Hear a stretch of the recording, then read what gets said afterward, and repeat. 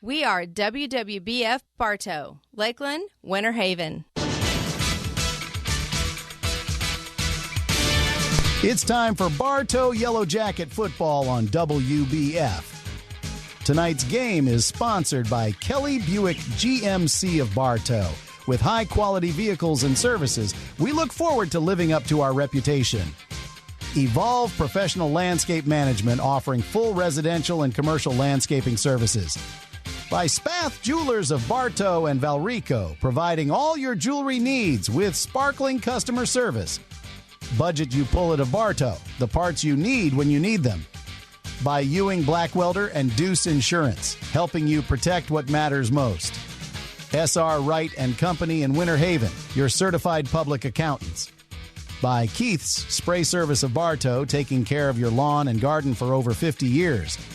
Citrus Air Conditioners of Bartow. Such great care, it must be Citrus Air. By Whidden McLean Funeral Home. Our family serving yours with integrity and compassion since 1925. Beef O'Brady's Sports Pub in the Bartow Center South. Good food, good sports. By the Vintage Warehouse of Bartow, your furniture and decoration heaven, located at the Public Shopping Center. Carla Meeks, real estate on your side from start to finish with experienced realtor services. And by Bartow Ford, we're different and we prove it. Now, let's head to the stadium and join our broadcast crew for Bartow Yellow Jacket football.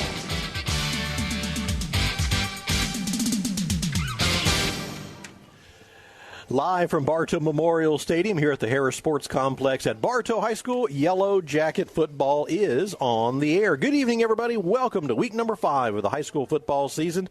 Tonight, the Auburndale Bloodhounds travel to Bartow Memorial Stadium for a showdown with the Yellow Jackets.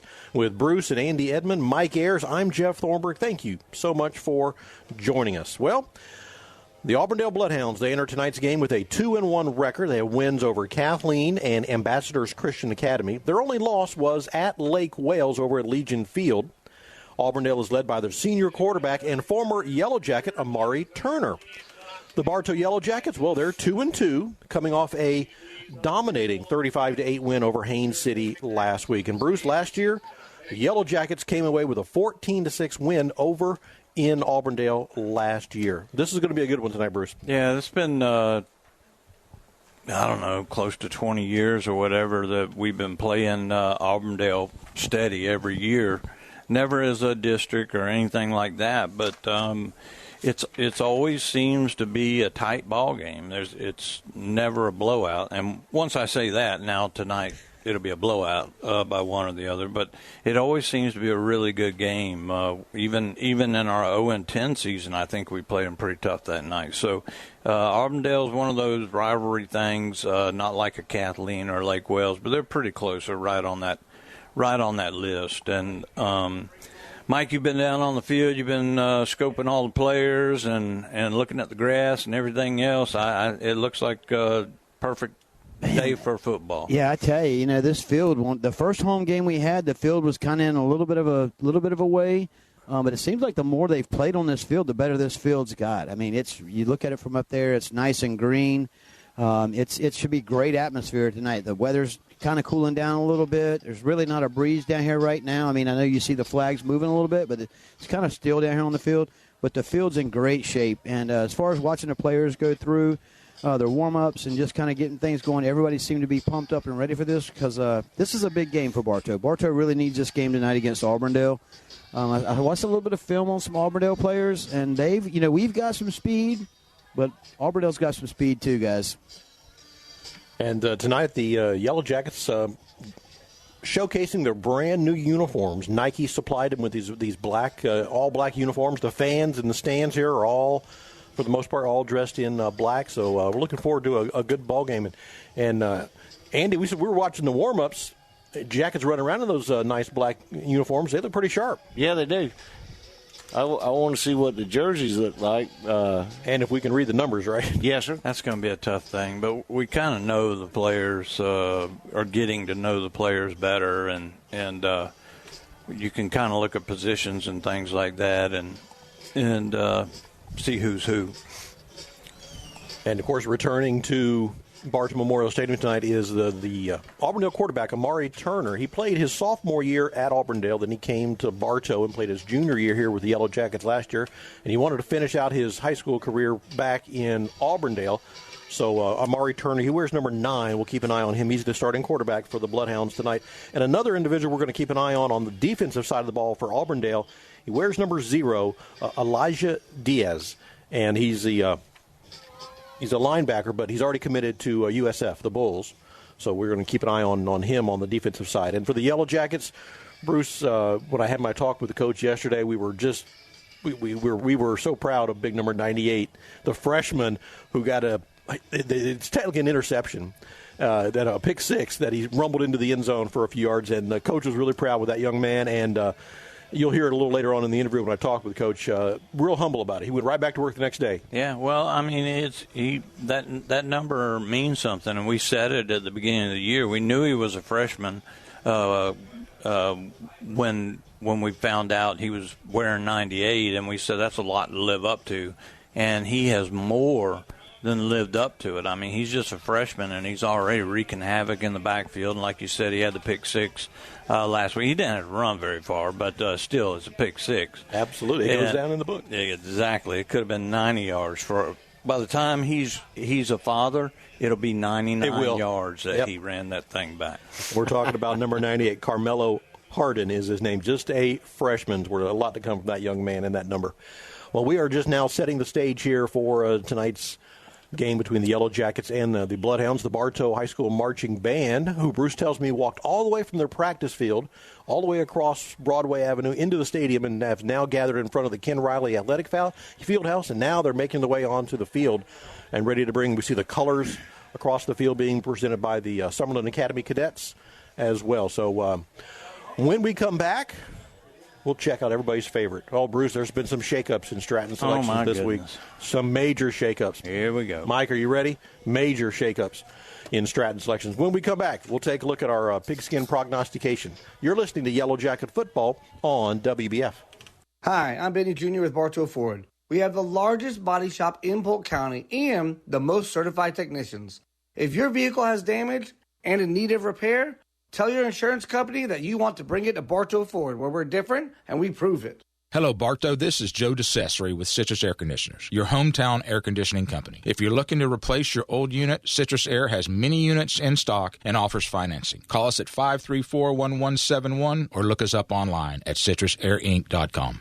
Getting tired of your furniture and decor? I'm Mindy Moo with the Vintage Warehouse in Bartow. We've been perfecting our craft for over 13 years to create a special place for you to shop and find high-quality pieces for your home. Vintage Warehouse in Bartow, located in the Publix Plaza.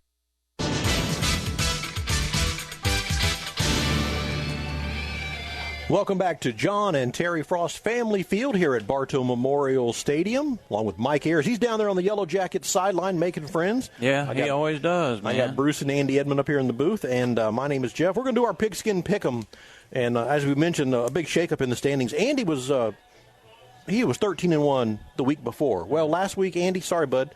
You were 1-13. He fell to 7-6. He was the worst of all of us. 7-6. Mike, you were 8-5.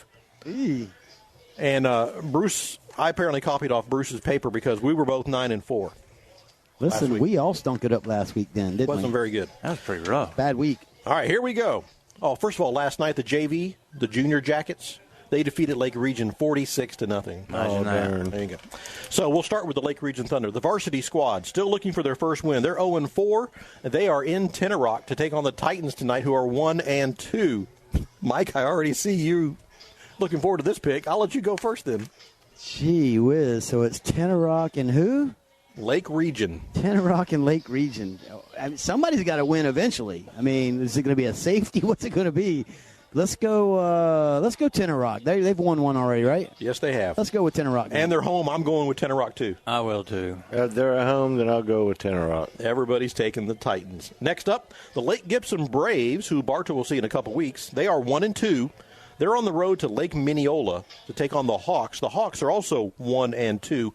I'm all Hawks. Hawks. I got to agree with Jeff on that one, Hawks. They're playing in Mineola. Bruce? All right. It's hard to We talked him into that one, didn't we, Mike? Yeah, well, that wasn't hard. Next up, the Frostproof Bulldogs, who are 3-1. They're visiting Avon Park tonight to take on the Red Devils, who are 1-2. What do you think, Andy? I'm going with Frostproof. Frostproof. Bruce is picking the Frostproof. Mike? I think we're going to be across the board on that one because I'm going Frostproof too. You are 100%. All four of us are on the Frostproof Bulldogs. And we might have to pause Stratton selections when we get ready for the national anthem. The band is assembling. We will continue for the moment. Oh, here come the kids. All the cheerleaders, all the little from the cheer camp are making their way into the stadium. Always a good sight. Now, let me tell you something. If Bruce's little granddaughter was out there, Bruce would not be up here in the... They are still coming in. Look at all of them. That's good to see. Yeah. Future jacket cheerleaders. I think it's so cute to have the kids out there like that. And they're wearing black, too. Yeah, it's an experience for them. Oh, yeah. Look at them. They're all looking at the crowd. Some of them are scared. And they will go from the 25 probably to the 25. You'll see it'll be just incredible what they do at the cheer camp here. It was last Saturday, and they get to cheer in the first quarter for today, and they're still coming in. Look at this crowd. Wow. All right, let's continue here. The Discovery Spartans at 1-3 are in Mulberry tonight to take on the undefeated Mulberry Panthers at 3-0. Michael, kidding me? Michael, Mulberry is still going to be undefeated. You betcha. Mulberry all the way to state. Andy? Mulberry. Yes, indeed. Everybody's on the Panthers. Next up, the Ponciana Eagles at 3-1 visit Haines City tonight at 1-3. What do you think, Bruce? Say that again. Haines City is hosting Ponciana. I'm going with Haines City. I don't think Poinciana. I don't know who they played. I know one of them had to be Celebration for them to have those kind of wins, and then they probably played Liberty. So, but I'm still going with Poinciana because Haines City just did not look good. You mean the Hornets? No, I'm going Poinciana. Oh, okay. Yeah, Poinciana. Andy? Poinciana. Oh, yeah, Haines City, we saw them last week. Yeah. Okay, I'll go with that, too. Next up, East Ridge Knights at 2-2. They're in Davenport to take on Ridge Community, who is 2-1. Who is East Ridge? East Ridge, they're Claremont area, Groveland. What is their record? They're 2-2. And who are they playing? Ridge Community, Big Tate. I'll start. I'll go with Ridge. I'll go the home team. I'll go Ridge. I'm going Claremont. I'll go Ridge. Bruce is picking the Knights. Andy's doing Ridge, and Mike's doing Ridge. Ridge, yes, sir. So Bruce up there by himself. The cheerleaders at camp are still walking in the stadium. It's just incredible. It's so cool. It's so cool. All the cheerleaders are coming in. Victory Christian Storm at 3-0. Mike, they're down in Fort Meade tonight to take on the Miners, who are 1-3. Mike, I'll let you start. Ooh. I'm going to tell you right now, that 1-3 start for the Miners is not what everybody thinks it is. They played a heck of a game last week against Mulberry, and the week before, it's just that's a strong 1-3 team. But golly, man, that's going to be tough. I hate to do this, but I'm gonna go Victory on this one. Hey, Mike, it doesn't matter what their record is. Hey, I got a good one for you though before we hang up. All right, I'm going Victory. Yep, everybody's on the Storm tonight. Next up, another undefeated team is the Lakeland Christian Vikings. They're 3-0. They are hosting the George Jenkins Eagles, who are 2-2. That's funny. Lakeland Christian. Lakeland Christian for Mike. Lakeland Christian for Jeff. Lakeland Christian. Bruce and Andy. I don't have to ask Bruce anymore. No. The Lake Wales Highlanders, who last week Lake Wales beat Sebring 14-13 at a very close game. This time, I said it was going to be a tough game. You sure did. The Highlanders at 4-0. They're visiting Seminole tonight. Seminole High School. They're 3-0. Lake Wales on the road after a very tough road game with Sebring. Now they got to go to Seminole. I just think Lake Wales is until somebody beats Lake Wales, I'm not going against them. Absolutely, Lake Wales. Everybody's on the Highlanders. And the last game, the Lakeland Dreadnoughts at 3-0. They're home tonight to take on another team from Miami. They went down to Miami and beat Central. Now, Booker T. Washington, the Tornadoes, come up to Lakeland to take on the Dreadnoughts. The Tornadoes are 2-1. The Dreadnoughts 3-0. I think it's you can't. Lakeland is they're good. Yeah. There's no. I was thinking about doing some separation, but Lakeland looks like they're running on all 8 cylinders again. Mike? Yeah, Lakeland. There you go. All righty, that is our picks. That's Stratton selections for this week. And the Bartow Yellow Jacket Marching Band has made their way across the field. And we are getting ready for the playing of our national anthem. So we will hold it right here while the band gets into position under the direction of the mad scientist, John Ekman. He's getting everybody in position. It's a beautiful night here. What about 82 degrees? The Summerlin Academy of Cadets are bringing the colors across the field as we get ready for the playing of our national anthem. First Sergeant Carter, First Sergeant Garrett, Sergeant Morales. Ah, good. They're finally getting recognition. They're calling out their names. Please stand at this time. All right, we will pause for the playing of our national anthem.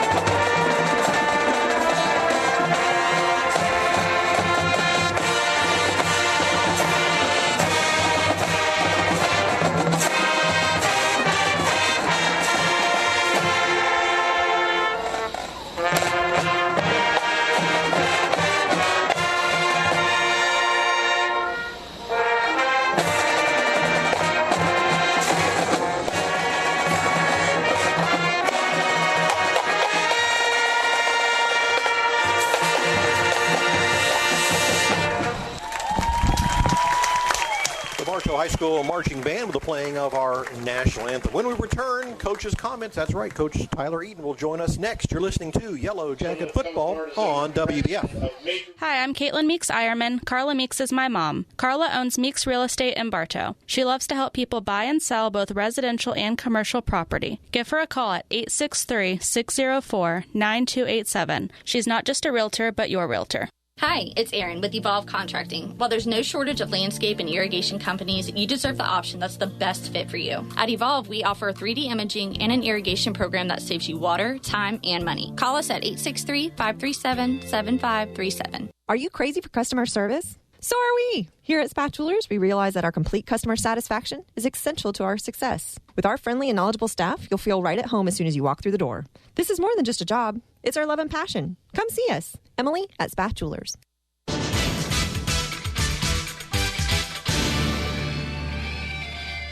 Once again, we are happy to be joined by Yellow Jacket head coach Tyler Eaton. Coach, 2-2 on the year. We go into week number 5 tonight against the Auburndale Bloodhounds, but take a look back last week at Haines City. From the offensive side, the defensive side, even special teams, the Yellow Jackets performed really well. Yeah, we did. I think we took a big step forward. Not where we want to be yet. Still a lot to improve upon, and so I'm hoping that this is a week that we just take another big step forward, and maybe we can play an even more complete game. And that's been our talk. We're just all about perfecting the process. What we do during the week, that process. If we continue to perfect it, will get us the product that we desire. And so, our ambition, our goal for tomorrow night is hopefully to take another big step forward in perfecting that process and capitalizing and being able to display that with another great performance. And hopefully, just little things. There's a few little penalties here and there that we just need to clean up, a few little missed assignments. but we're close. We're getting closer every week, and that's always a good sign. Let's talk about the defensive play of the game. The freshman, Carmelo Harden, with a pick six. You know what? I mean, it did, but at the same time, he's no different this week than he was last week and the week before that and the week before that. And that's why I think, has a really good chance to be a very special player here for us. Because, again, you go back to what we just talked about with the process aspect. Well, there's a kid that every week is always staying after practice, always doing the little things. He's as a freshman, his leadership is tremendous. And so, when you look at it, the ball and special opportunities like that find guys like that are out at practice for 40 minutes, right? Like when practice ends at 5:40 and he's just getting back to the locker room at 6:30 because he's on the field working extra. The ball has a way of finding and rewarding those guys. And so, he was definitely happy.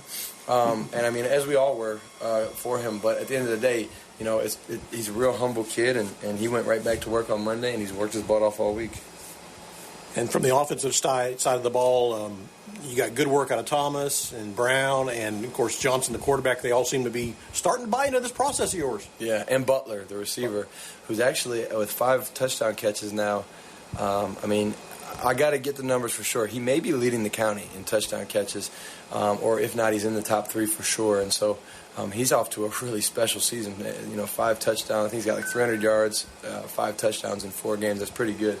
Thomas had a good game for us, over 100 yards receiving, and obviously had a rushing touchdown and did a really good job. Brown, he's consistent. He's the workhorse, pounding the ball. And Blake Johnson, he made a few interceptions. The one was really bad at the beginning of the game, and I talked to him about that, and he corrected it later. And then the other 2 were tough. We get the ball on a change of possession at the 50. I wanted to take a shot, so we did. And I can live with him. If we're taking a shot, I'd rather go down. I'd rather make a mistake being aggressive than make mistakes being passive. And so, we had a chance right there to go up by 27 and in the second quarter, and I feel like that could have just pretty much put the dagger in him.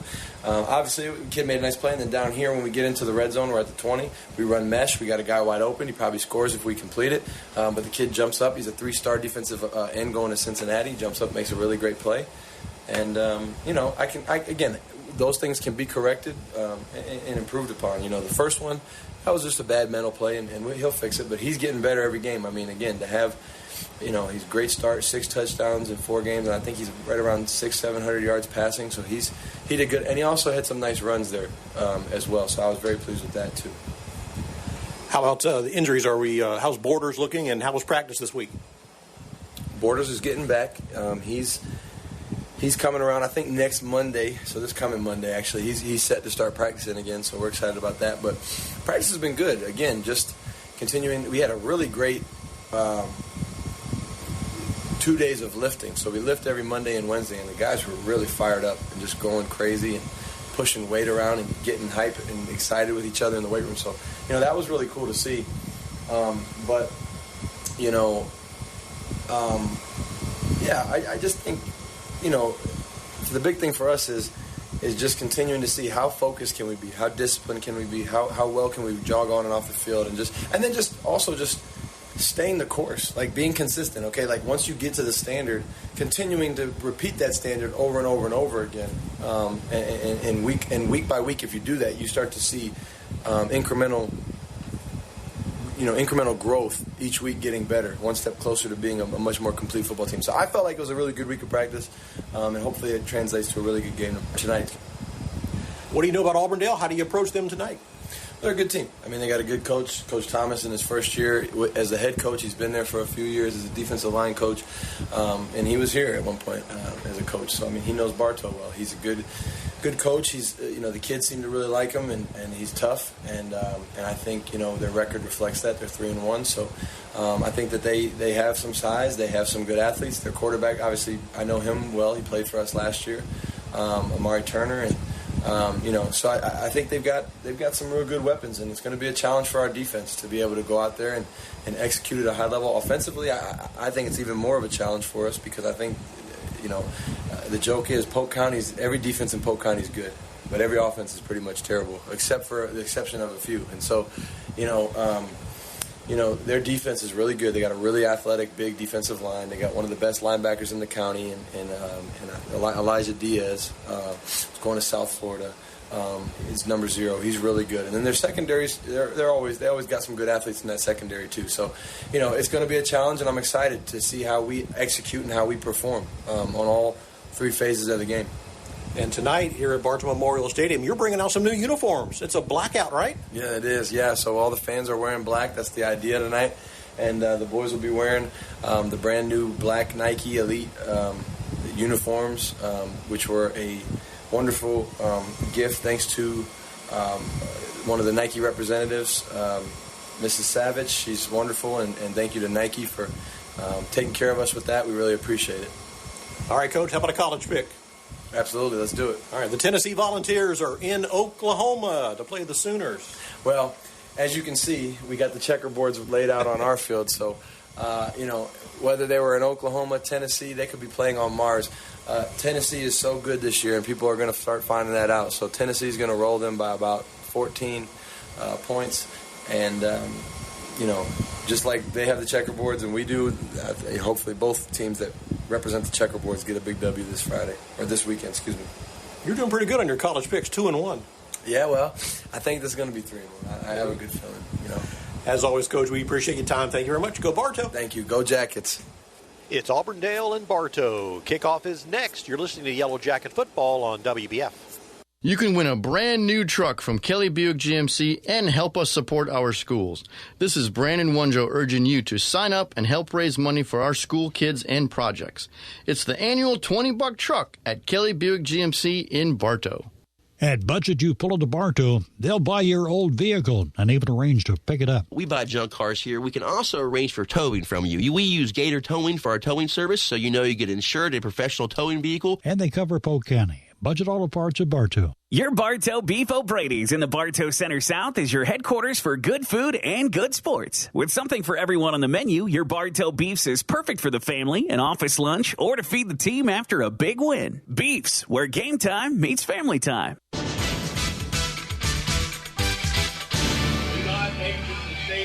Welcome back to Bartow Memorial Stadium, getting ready for tonight's contest here between the visiting Auburndale Bloodhounds and the Bartow Yellow Jackets. And just as we had the national anthem, we're getting ready, the teams were on the field, we're getting ready, and Bruce, that pesky Mother Nature popped up again, and a lightning strike was detected within a certain radius around the ballpark here, and it's 8 miles. 8 miles, and everybody has been evacuated from Bartow Memorial Stadium. We can look at our radar, and practically everybody has it in their pocket now with their smartphones. To the west of Bartow, Mulberry area, coming out of Highland City, going south. It's all going south, so no rain right here where we are, but it's just off to our west. And over abundance of caution, the teams have been sent back to the locker room, the band, all the cheerleaders who were here, even the little ones, they're all taking shelter. Pat just came over the loudspeaker and said, do not leave the stadium. So I don't know what the deal is. They're all underneath of the bleachers right now. Most of them are. Some have remained in their seats here. They're not going anywhere. No. So I was watching a thing on Channel 13 News, and it showed where lightning had hit it was an apartment complex, and it was in Tampa Bay area somewhere, but lightning had hit the corner of the concrete, and it burnt the ground all the way up to where the apartment complex was, and they were saying it was lucky that it didn't hit the apartment complex because it had gone up in flames. Wow. It was it was about a foot wide where it dug into the ground. It's devastating. I know Bruce builds a lot of complexes around the county, and, of course, us being in the radio business, we're all acquainted with lightning and the damage that they can do to a lot of different things, so we take it very seriously. So that's where we are right now. Like I said, there's a 30-minute delay at minimum if we don't get another strike. And this cell doesn't look all that big. That's over to our west, and it's moving pretty rapidly down to the south. I imagine the game over in Mulberry will probably get wet here in a few minutes, if they might be in the same weather delay we're in. Right. So we'll just keep an eye on it. Before we send it back to the studio for some music while we break, we're going racing at Bristol tomorrow night. The night race at Bristol, that's on my bucket list, Bruce. I want to go visit that. I agree. I mean, I would love to do that. I went to Wilkesboro one time, which is a flat track, but it's real small, and you have to wear headphones. And in that Coliseum at Bristol, you have to wear headphones or earplugs or what have you, because it's got to be loud. Listen, I say we get Mr. Tom just to fire up that Learjet and let's just go sometime. Tomorrow night. Let's do it. 6:30 tomorrow night from Bristol. You can catch the racing, the Cup Series racing right here on WBF, and that is Cup Series racing tomorrow. We were watching the qualifying, Eddie. We're not sure. It was ongoing when we were arriving at the stadium, so we're looking forward to see who won the pole for the Cup race tomorrow. But who do you like in that race, Andy? In Bristol for the Cup Series tomorrow. This is the last race, too, isn't it? Last race of the round, right? Yeah, this round, Blaney was on top of the leaderboard when they were practicing, and I like Blaney. Him or Larson, maybe Elliott. I mean, your big names have come in there, but then you just never know. You wreck out all the big name drivers, and you just never know. I watched that race last weekend. Watkins Glen, Watkins Glen, and what's his name, number 17? Busher. Yeah. And he put it to that ringer they had in there. At SVG, Yeah, he's not a ringer. He's going to be running a Cup full time next year, and he's going to be a player. I mean, he's won 4 road titles in New Zealand. Only person to ever do that, and he comes over here and he's won 3 Busch races, Xfinity races, and he's leading the Xfinity. He won the Chicago Street Course last year, and that's where he made the name for himself. And he's going to be fun to watch, and he's such a nice guy. He really is. I mean, even when he wrecks or something, he's just a nice guy. And they had to redo the seats in the car for him because he's a big man. He's tall. He's very tall. Shane Van Ginsberger, probably 6'7". So anyway, tomorrow night, 6:30 for the Cup Series from Bristol. You catch that race right here on WF. And then Sunday afternoon, because we have no Cup Series racing, how about a little football? So we'll throw a couple NFL games for you on Sunday afternoon. Yeah, I noticed y'all did that some last year too. That was a lot of fun. So the Green Bay, if you're out and about, not near a TV tomorrow, you can catch us on. Green Bay is at Tennessee, so we got that game in the 1 o'clock slot, and then at 4 o'clock, the San Francisco 49ers take on the Los Angeles Rams. Well, I got to tell you, first of all, that's going to be a terrible Green Bay game.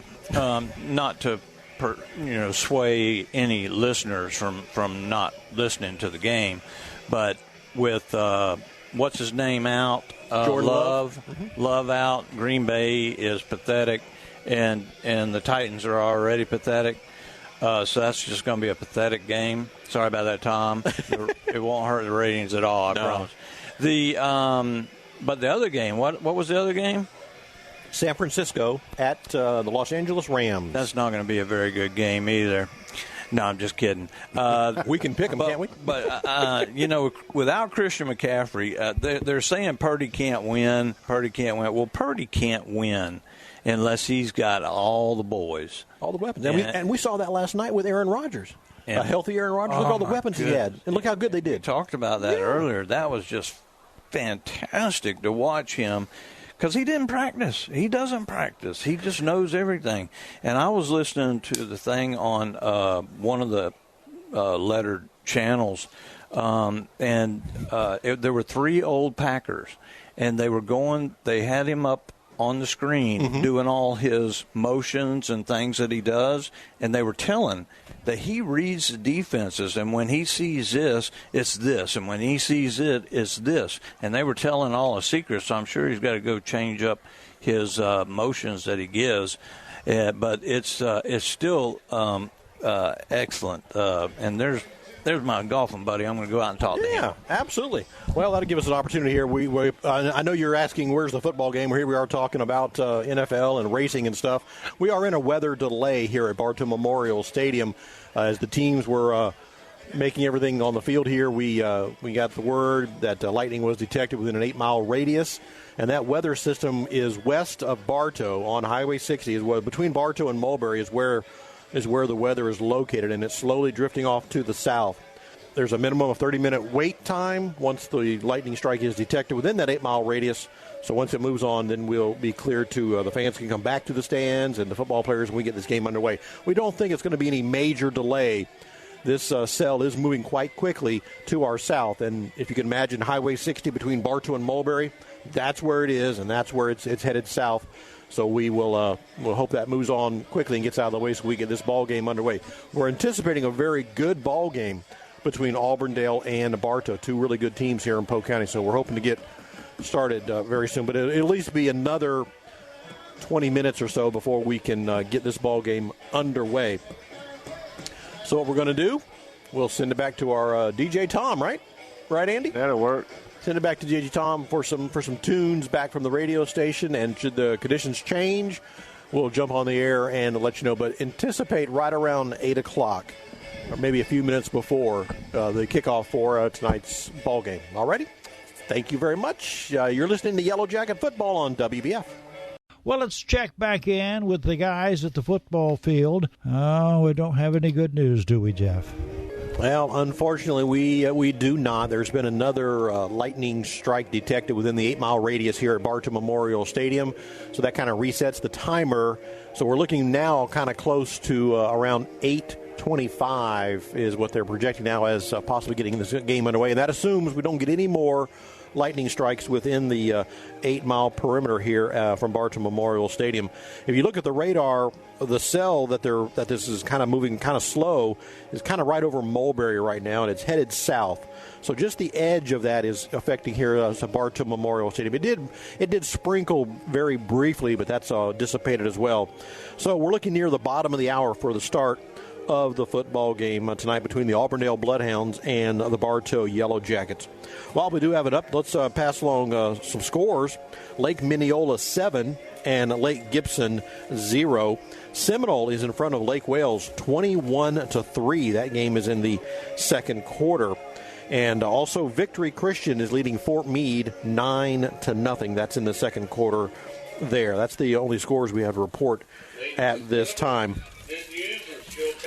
So we're still counting down the public address. About 23 minutes away is what we're getting now from the public address announcer, Pat Pittman, for the resumption of the game tonight. So that's where we are in a holding pattern, a little weather delay right now. We were just about ready to get this ball game underway when the lightning was detected, and it's forced everybody to kind of scramble for cover, and that's where we are right now under this weather delay here at Bartow Memorial Stadium. The Yellow Jackets and the Bloodhounds in a little bit of a weather delay, but hopefully in about 23 minutes we'll be ready for a kickoff, and we'll be back. If something changes, we'll back and let you know. But until then, head back to Tom back in the studio for some more tunes. You're listening to Yellow Jacket Football on WBF. Well, thank you very much. Thank you very much. Welcome back to Bartow Memorial Stadium. The all clear has been given. Fans are filing back into their seats here at Bartow Memorial Stadium. The Yellow Jackets are on the field in the east end zone going through their warm-ups. They've been given about 10 minutes to warm up once again. The Bloodhounds making their way back into Bartow Memorial Stadium, and they'll head down to the west end zone and go through their warm-ups as well. Referees are on the field, and everybody's getting ready to get this ball game underway. And as we mentioned, it's about a 45-minute, 50-minute delay. Yeah, and they'll probably call the captains pretty quick. And oh, wait a minute. What's Big John O'Neill got to say? Yes, we're doing the radio. Yes. We'll mention the Yellow Jackets are in their brand new all-black uniforms, black jerseys, black pants with blue numbers, so it's slightly difficult, but they look fantastic. The Yellow Jackets with their traditional orange helmets. And for the visiting Auburndale Bloodhounds, they're in all white tonight. White pants, white jerseys, and they're sporting the white helmets tonight. Bruce, looks a lot like Penn State over there. Yeah. On the far side of the field. Yeah, Penn State with the dullest uniforms in the world. Like the Baltimore Colts. There you go. Are the worst ever. But Bartow looking very spiffy in the all black. Some of them wearing black leggings too. So it's really cool. It's good to kind of mix things up, and Oregon is the one that started this trend with the helmets. And I thought that was the coolest thing ever. And of course, Oregon can afford to do everything because Nike's right there. Yep. And when other teams started doing it, it just got more and more and more popular. But Oregon is the granddaddy of them all. Well, Bruce, you see that little gentleman standing out there about the 45-yard line. Mm-hmm. Former, served our military, served our country, standing out there at the 45-yard line. Mm-hmm. Tomorrow, it's 46. The 46-yard line. Tomorrow, that young man is celebrating his 5th anniversary, his 5th wedding anniversary with his lovely wife, Elizabeth. Yes. Who texted me, Mike. And who texted me and wanted me to wish you very much. Yes, indeed, that she loves you. And don't act like you're not paying attention. Yeah, your 5th anniversary is tomorrow. So happy anniversary, Mike and Elizabeth. He's trying to turn on his mic. He's trying to turn on his mic. He's choked Thank up. you, guys. Appreciate you so much. You're welcome. We love you. We love you, buddy. We missed a couple birthdays this week, too, because our own Bruce had a a birthday on Monday, and Elizabeth had a birthday yesterday. Yeah. Happy birthday, Elizabeth. It's a good month. You hit 65 yet, Bruce? No, I'm creeping up on it.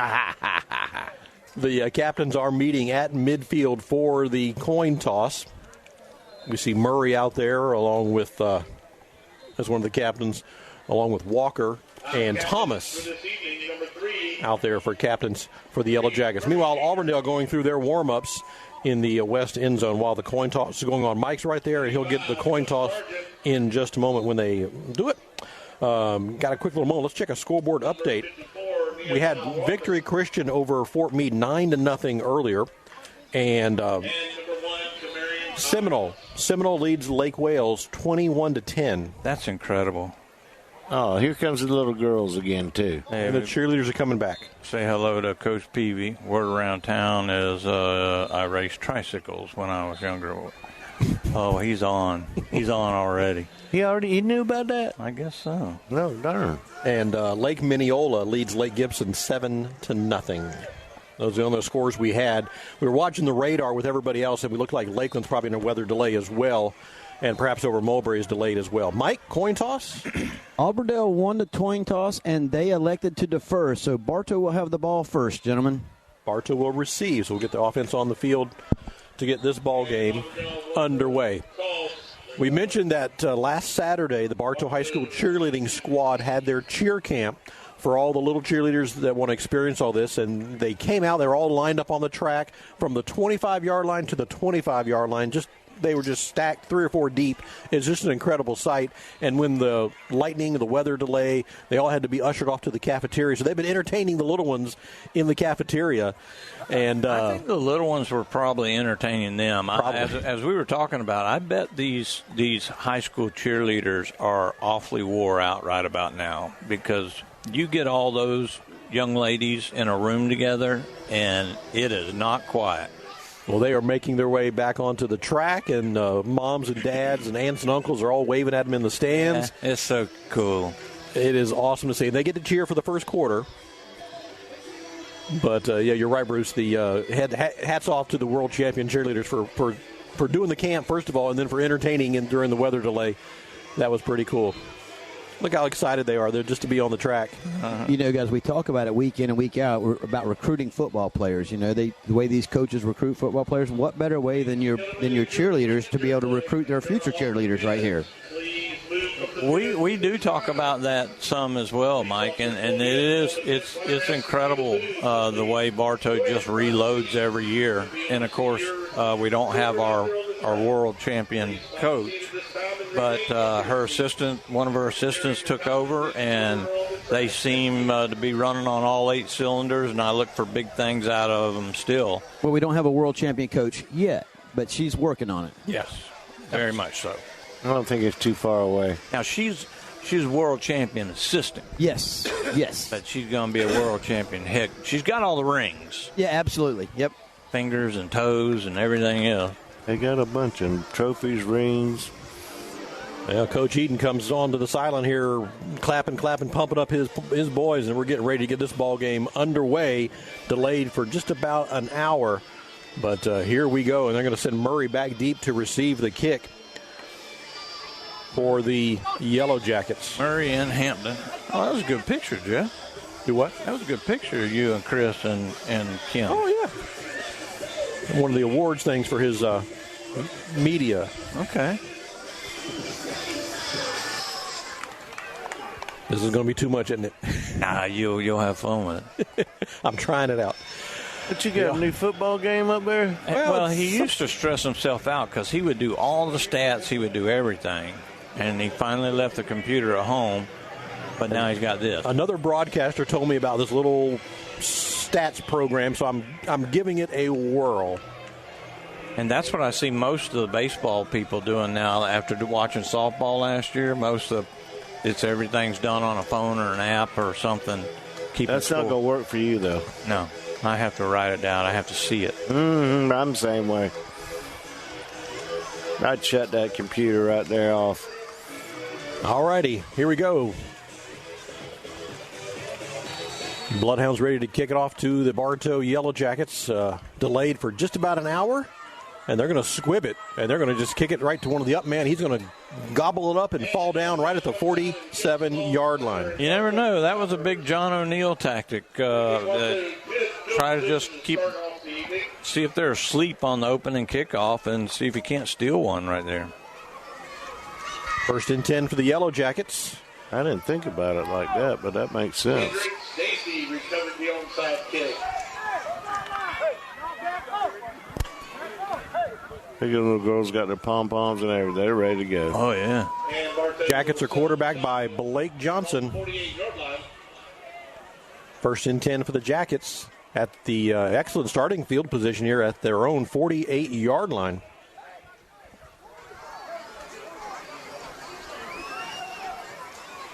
A little delay here now. The referees are ready. Jackets will send 2 receivers to the near side. A single on the far side. Johnson in the shotgun, put 1 man in motion. Oh, and they moved. Yep, illegal procedure called against the Yellow Jackets. The right tackle was just falling forward. So that's going to be a 5-yard penalty for Bartow. You know, you can't see the numbers on the uniforms too well, but those uniforms look good. Yeah, they do. 5-yard penalty for the Yellow Jackets. That'll back them up. Miami have anything like that? They just run the score up. Oh, okay. On everybody. Yeah, And on this 1st down and 15 play, they run it up the middle, maybe get 1 out of it. They play South Florida tomorrow. It's going to be a good game because South Florida played Alabama pretty tough. Don't start backing up now, Andy. I'm not backing up. I know who's coming out of their head. 2nd and 15 here for the Yellow Jackets. Again, Johnson in the shotgun, and we've got whistles on this one. Another false start. Oh, come on. This is not a good way to start the game, gentlemen. Yeah, this was something that we talked about last week. I mean, Lakeland can get away with those, 200-yard penalties during the game because they're going to put 400 or 500 yards on the board afterwards. Right. But we just can't. We can't give up those. Can't give up those five yards at a time like that. Coach Eden talked about that, but just let them play football. So 2nd down and 20 here for the Yellow Jackets. 3 receivers now on the near side of the field. Johnson in the shotgun. He takes the snap. He wants to throw. Does a quick little out. He's got a receiver on the far side of the field. He's going to get about 10 yards of that back. Yeah, it gets all the penalty yards back and 1 to spare, so it'll be like 3rd and 9. Bruce, I saw a friend of ours this morning at my breakfast club this morning. Frankie Donis was there. Oh, good. He's a good guy. Oh. 3rd down and 10 here. 3rd down and 11 for the Yellow Jackets. Johnson tried to get him to jump. Sure they got did. a blitz coming here. 3 receivers to the near side of the field. Here's Back the snap. out. They look. Slant across the middle's there, and it's overthrown. Yeah, that's a good way to get your wide receiver cut in half when you throw that ball way up in the air like that. Fortunately, he didn't have to take a pop there. Going to be 4th and 11. That's going to bring on the kicker for the Yellow Jackets, Sebastian Brock. Wears number 33. And boy, this guy has turned up the volume on kicking. That's Woods, Levi Woods, back deep to receive for Auburndale. Here's the snap, a little low. Brock picks it up, and nice big kick. Going to bounce at the 20-yard line, take a sideways bounce, and land right about the 21. Another good kick. I mean, he just continues to impress. He's a one-step kicker, and that is the best kind. First and 10 for the Auburndale Bloodhounds at their own 21-yard line. Only somebody that knows radio and knows computers could do that the way you're doing that. I'm guessing a lot on this little program. It might be too intense. I might just have to go back. 10:21 left in the first quarter. No score. Here's Auburndale's first possession of the ball game. First and 10 from their own 21-yard line. Their quarterback is Amari Turner. Where's number 9? Hands off, and they're caught in the backfield, but he breaks free. Yeah, they had him locked up in the backfield, and then he just was able to shake it loose and pick up about 8 yards there. Harden finally climbs on him and rides him for a few more yards, gets him to the ground, but they had him stuffed in the backfield, and he just broke loose. Howard on the run. Here's the snap to Turner in the shotgun. Up the middle goes Howard. He plows forward. He's going to be real close. Yeah, he's going to be short. He's going to be just about a yard short there. That was Stanley on the tackle. Put the ball down right at the 30-yard line.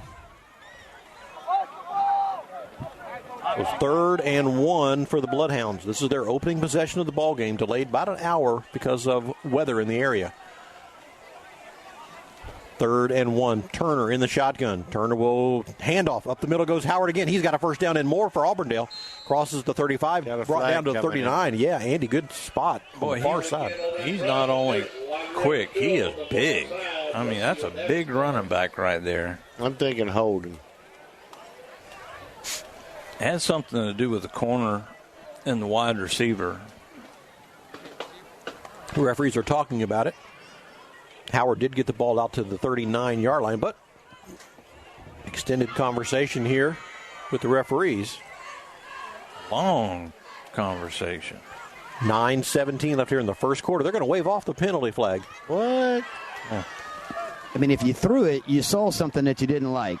So, I mean, I get waving it off sometimes, but, you know, for you to drag it out and to delay the game like that, you just got to go ahead and make that call. That wasn't your flag, Mike? No, but I got some coming. First and 10 for the Auburndale Bloodhounds at their own 49-yard line.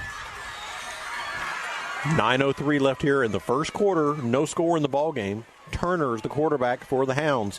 He'll take the snap. Handoff again. Howard. Same play. Right up the middle he goes. And Howard's got chunks of yards again. He might have another first down. He does. Yeah. Murray comes over and takes his foot out from underneath him.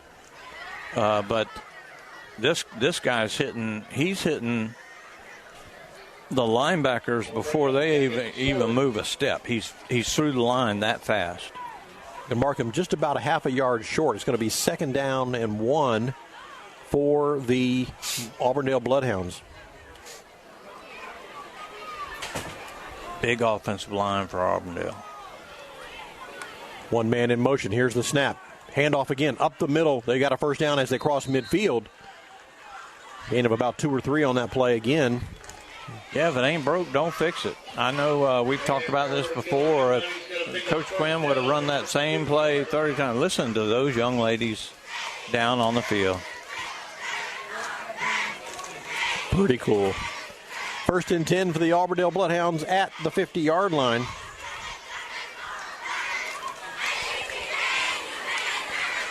Turner in the shotgun. Again, he'll hand off. Nope. Turner wants to keep it. He's brought down for a big loss. Oh, they lost the helmet on that one. Murray, or is that Stanley? That's going to be Murray, number 3. Came on the blitz. He got to come off the field for a play, doesn't he? Yeah. Amari Turner will lose about 5 on the play. That's the first time Turner has pulled the ball on the running play. 2nd and 15 now for the Bloodhounds at their own 45-yard line. Turner is the quarterback. He wears number 9, standing in the shotgun. Murray was doing that a lot last week when he was catching them behind the line of scrimmage. They want to throw a slant, and it's a little far in front of the intended receiver. Incomplete. And what you're doing is you're when you bring Murray up like that, you bring him to the line of scrimmage or bring him on a blitz, you're daring them to throw the ball, and that's just what they did at that point. If they see that one safety walk up and they're single high safety, they're going to probably switch to pass. 3rd and 15 now for the Auburndale Bloodhounds. 2 receivers on the left, 2 receivers on the right. Shotgun for Turner. He drops straight back. He's under immediate pressure, slings it into the feet of his intended receiver, and it's incomplete. Great job by the Jackets after. This is what I don't understand, guys. I can't figure it out and save my life. It's working. Why change? They were getting chunks of yardage with the running play, So that's going to set up Auburndale in a punting situation. Back to kick is Brentley Meyer for the Hounds. Murray's coming up. He's telling them to play defense. Here's the snap. And Meyer. Bad kick. Off the side of his foot. It's going to bounce at the 40, trickle to the 35, and mark down at the 32-yard line. Good field position.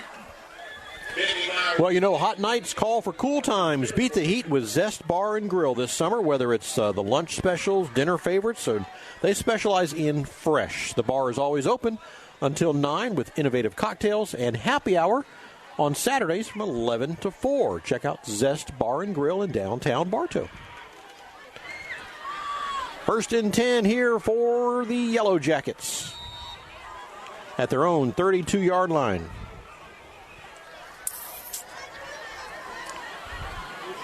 Blake Johnson, the quarterback. He's got it. Slips out here on a little wide receiver screen. That's going to be Thomas, rather. And Thomas makes a nice little turn over there, gets about 5 yards. Yeah, that was a beautiful block by that was Butler. Hey, what's up, Jeff? Happy birthday, man. Oh, thank you. I thought Thomas was throwing that good block out there. Thomas, number 1.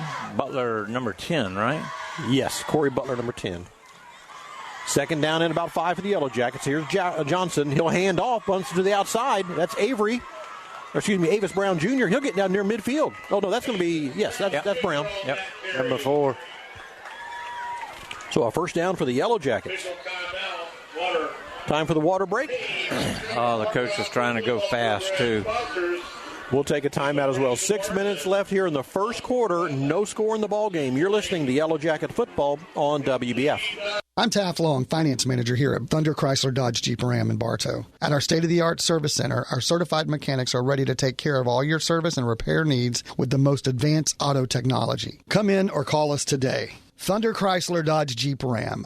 The Whitten McLean Funeral Home of Bartow and the McLean Funeral Home of Fort Meade hold high the responsibility placed on them, offering you the personal attention and distinctive service you deserve. Whitten and McLean, synonymous with service.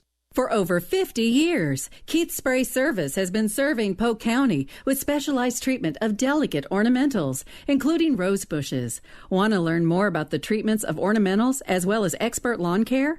Call Keith Spray Service.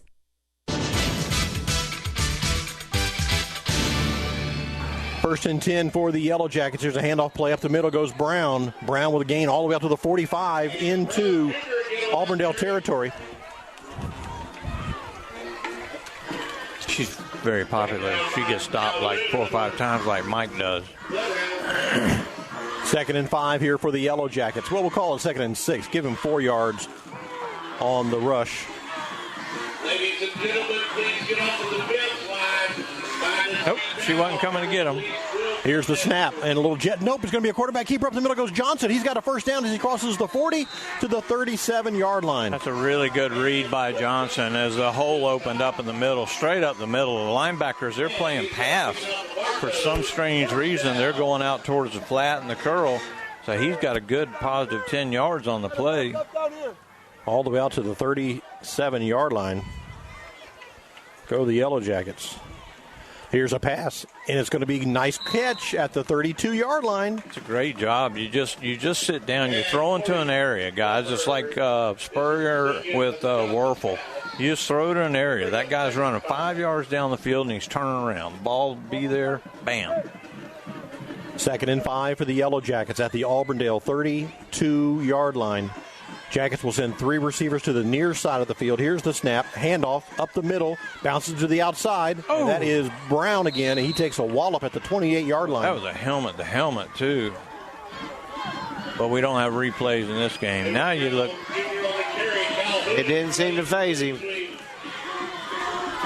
3rd down and about 2 for the Yellow Jackets. Oh, those girls. Johnson steps up to the line. He's going to change the play, it looks like. Tough with all these young ladies down here. It is an incredible sight, the cheering from the little ones. Here's the snap to Johnson, again to Brown. Brown gets caught up in the backfield. He maybe get back to the line of scrimmage. It'll be 4th down. Yeah, not the best decision he made. He could have pulled that and got around the edge and maybe got some positive yardage, but he loses 2 or 3 on that. Uh-oh, we got a hurt player down there. Got a Yellow Jacket down on the field. Oh, one of our big hogs. We hope he's trying to get up, but they're telling him to stay down. Yeah, we'll give you the name and number if parents are listening. He is okay. 75, guys. 75. That big 75. That's Brighton Cox. Limping a little bit. Yeah, he's limping, but got a little stinger. He's a tough guy, man. He'll be back in a few minutes. Guys, a quick scoreboard update. Fort Meade has scored. It's now 7-9 with 11:06 left in the 3rd quarter. Good game down there in Fort Meade. Thanks, Mitch. Mitch Murphy wishing a happy belated birthday.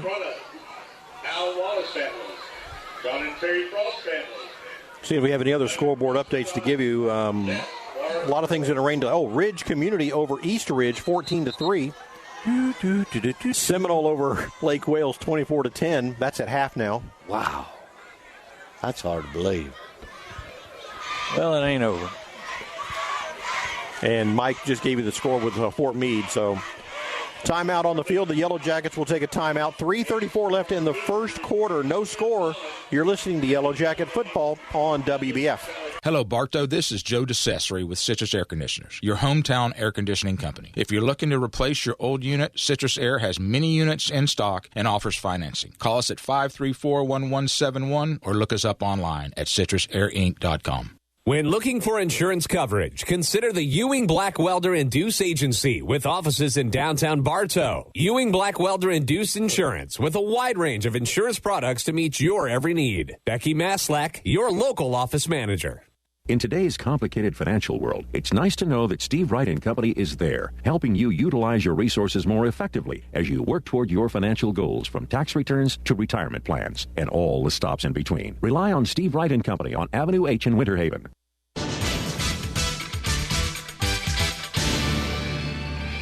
Play for the Yellow Jackets. They're going to do a little jet sweep, and it's going to be Thomas. He scoots around the end. He's got a 1st down. And they're going to spot the ball at around the 20-yard line of Auburndale. So they go for it on 4th down. Okay, they're just not playing.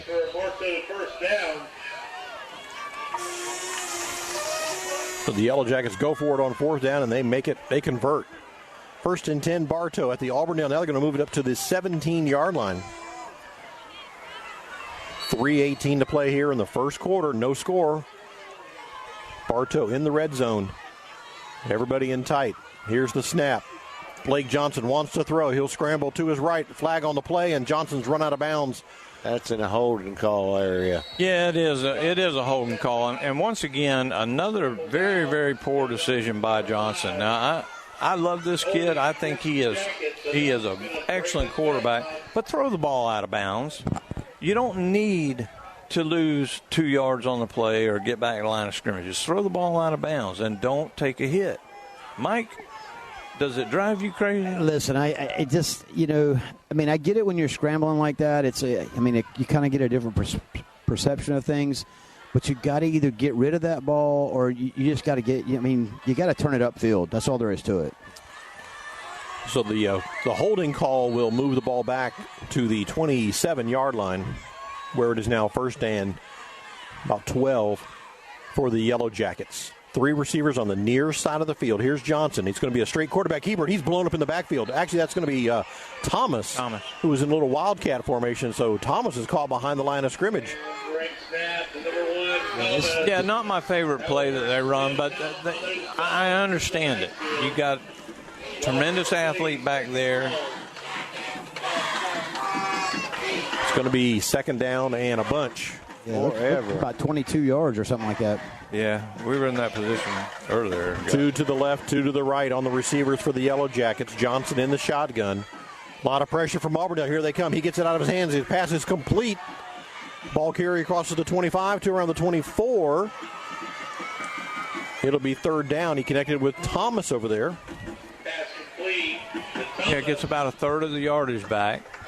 And maybe just try to hit something in the middle of the field to get the ball off the hash, put it in the middle of the field, and kick a field goal. Third down and about 17 here for the Yellow Jackets at the Auburndale 24-yard line. Johnson in the shotgun. He's got the ball. He looks downfield, wants to throw. He does slant. Oh, he had incomplete. He had a man wide open out here in the flat. Holding again, guys. And Johnson tries to thread the needle on that one. The referee right behind the defense dropped the flag. Johnson I would take this holding against Bartow and take them out of field goal range. So that'll back up Bartow. They're already marching it off. So is it only third down? Yeah, when they take the penalty, it's a replay. Yeah. So they're marching it off. So third down for the Yellow Jackets. And the referees will spot the ball down at the 33-yard line, where it's third down and, again, 25 or so. I believe Cox is back in the game, too, guys. Good to see that. Yeah, he was walking it off on the sideline down here a while ago, so must have just got it twisted just a little bit, and he was able to walk it off. Yeah, those big hogs, they ain't going to stay out long. Johnson in the shotgun. 3 receivers on the near side of the field. Whistles will stop this play as Coach Eden calls a timeout from the Bartow side. He did not like what he saw. Timeout, Yellow Jackets. Timeout for the Yellow Jackets. Family boosters, Brittany Ward. Seminole leads Lake Wales 24-10 at the half. Ridge Community over East Ridge 14-3. What? Yep. Oh, my goodness. And, Mike, the latest score we had from Fort Meade? It's 9-7. 9-7? 9-7 victory. Next week, the Bartow Yellow Jackets will be right back here at Bartow Memorial Stadium to open district play against the Bloomingdale Bulls. Oh. It's also homecoming next week. Bloomingdale is the Bulls? Bloomingdale is the Bulls. They wear green like USF? I think it's red, white, and blue are their colors. Red, white, and blue? We'll find out next week. Huh. Third down for the Yellow Jackets following the timeout. 3 receivers on the near side of the field.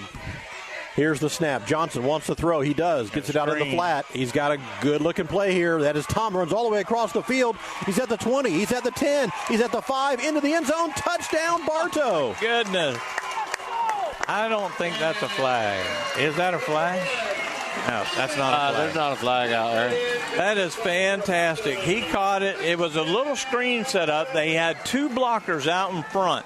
One of them whiffed. The other one got a little piece, and that allowed him. He just crossed the field. He had to make, maybe 2 jukes, Mike, and then he just headed for the corner of the end zone. Yeah, exactly. Once he made those 2 moves and he was able to see that open field, there's just no way you're going to get to him. All that speed from Thomas, 33 yards on the touchdown pass. That's incredible. Gives Bartow an early lead. Here's the extra point attempt by Sebastian Brock. It is up, and it is, no good. Oh, good. He must have pulled it. I think it was wide this side. Pulled it left. 1:06 left here in the first quarter. It is Bartow 6 and Auburndale nothing. You're listening to Yellow Jacket Football on WBF. Hi, Benny Jr. here with Bartow Ford. It's been a wild ride in the automotive industry. Dealerships haven't learned what Bartow Ford's known all along. A great price and the best service is all you need. Make sure you come to Bartow Ford, where we're different and we prove it. Getting tired of your furniture and decor? I'm Mindy Moo with the Vintage Warehouse in Bartow. If you're not sure what your style is, we've got you covered. We offer interior decorating and consulting services. Decorating is our passion. Vintage Warehouse in Bartow, located in the Publix Plaza. Today's broadcast is sponsored in part by the Whidden McLean Funeral Home of Bartow since 1925 and the McLean Funeral Home of Fort Meade. They're family-owned and are committed to providing personal service with the concept of our family serving yours.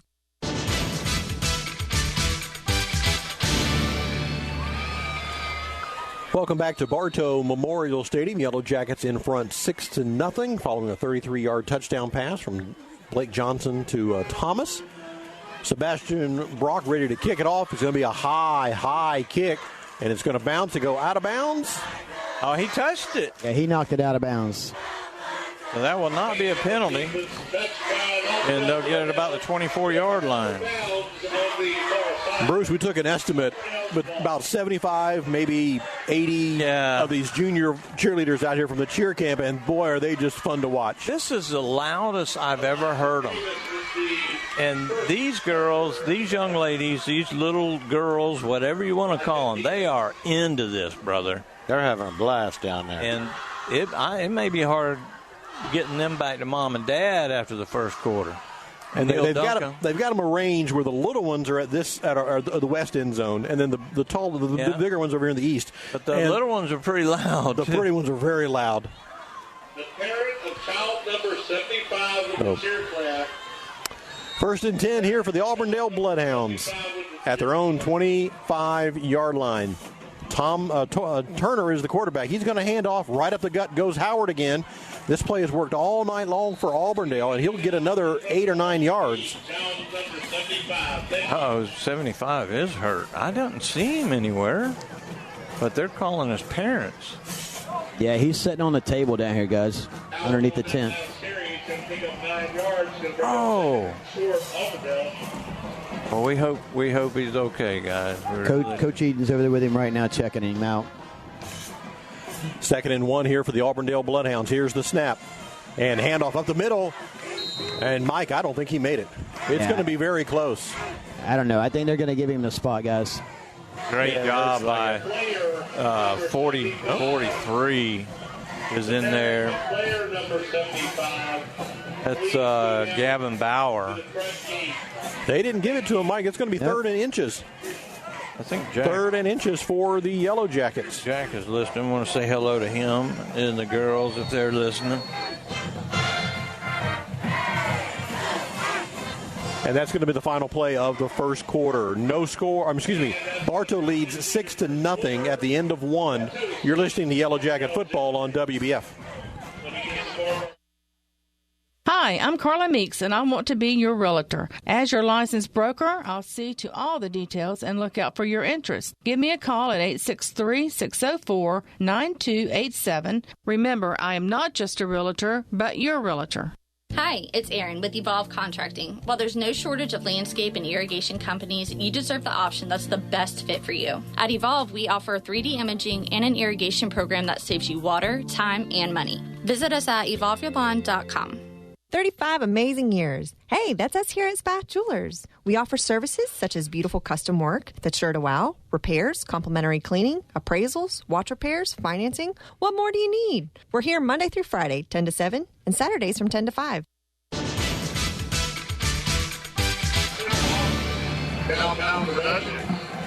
Welcome back to Bartow Memorial Stadium. It's a 3rd and inches here for the Auburndale Bloodhounds at their own 34-yard line. And as we get the second quarter underway. The cheerleaders aren't going anywhere. They said they're not going anywhere, and we approve of that. I do want to say hello to my 2 granddaughters, Sailor and Evie. They're both listening right now, and I love you, and I will see you guys tomorrow, girls tomorrow. They're listening with Jack. Hey, Sailor and Evie. That's Uncle Andy. Thank you, Tiffany. 3rd and inches here for the Yellow Jackets. Referee still standing over the ball. Don't sure what the delay is. Maybe they're letting them go a half this year. It's like I got no problem with that. If I pay my $50, I want my kid on the field for half. Oh, yeah. They got the bug out again. The Yellow Jacket is wandering around amongst the cheer clinic girls. I mean, the little ones are just a treat to watch. They're just so cute. All righty.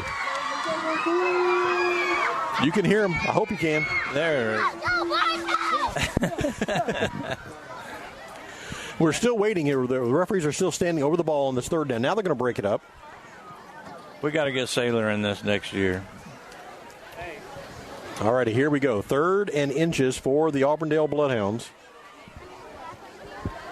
And again, the referees are still holding play here. What is the deal? All right, now we're finally ready. Turner is the quarterback for the Bloodhounds. Calls for the ball, hands off, and it's going to be up the middle, and they get it, but not by much, Bruce. They give it to the big man. He crosses the 35 for an Auburndale first down. Yeah, he does a really good job. Stanley's right there, and they grab him, but he's got such good forward momentum. This kid knows how to run the football, Mike. Terry Sullivan with the first down run across the 35. So 1st and 10 for the Auburndale Bloodhounds at the 35-yard line. Mike's making a equipment adjustment. I guess so. Yep. 1st and 10 for the Hounds. Armari quarterback, the senior quarterback, played in Bartow last year, transferred back to Auburndale to complete his senior year. He wants to throw, and he slings it downfield. It's going to be caught. A leaping cut by Giles at the 36-yard line. Wow. A beautiful pass. It was good coverage. He's in man coverage. He's in stride with him. He's looking back for the football. He puts up a hand. The ball just goes right barely over his hand, right into the receiver's arms, and he falls backwards for the completion. That was a perfect throw, perfect catch. 1st and 10 for the Auburndale Bloodhounds at the Bartow 37-yard line. Here's the snap. That ain't up going the middle. nowhere. Murray's there. They try to get McGow going again, and he's caught down right at the line of scrimmage. No gain on the play. They have Murray on the timeout. blitz. I don't know if this back judge. I don't like him. He dropped the flag. Yeah, he's throwing a lot of flags. Yeah, I might put about half these cheerleaders on him if he doesn't cut that out, because I mean you can look for a foul on every play, and you can find a foul on every play, but that guy holding against the Auburndale Bloodhounds. Yeah, take that one. Yeah, I mean, yeah, we'll take it and we're happy and everything else, but that fat guy don't need to be throwing flags into the line of scrimmage. I mean, we're already like an hour late starting a game. I mean, those flags are just going to kill that clock and just drag it on and on and on. Thank you very much. So they march off the 10-yard penalty against Auburndale, make it first down at the Yellow Jacket 46-yard line. About 16, 17. That was, 4th and about 30 before. Yeah. And I see Rachel. 2 receivers to the left, 2 receivers to the right for Bartow. 1 man in motion. Turner calls for the ball. He hands it off to Howard. Howard puts his head down and plows forward for about 4.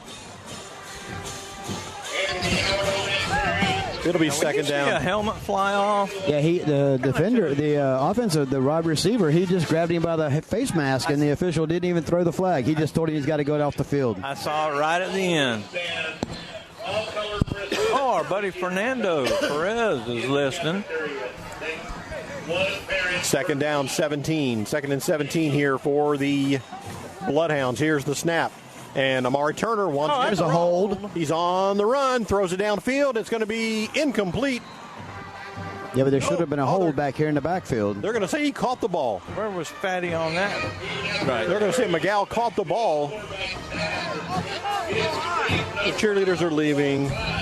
Fernando and his wife are the father of Bartow's best golfer, Lauren Perez, and the Megan is world champion cheerleader, so they only produce 2 superstars.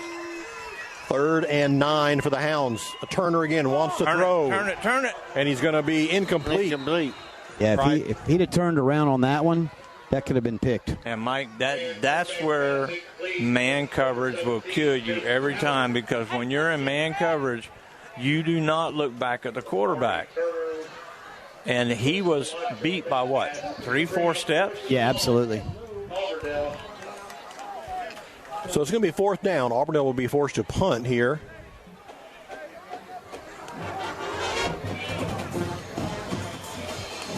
And Murray will drop back deep to receive the kick. He ain't real deep.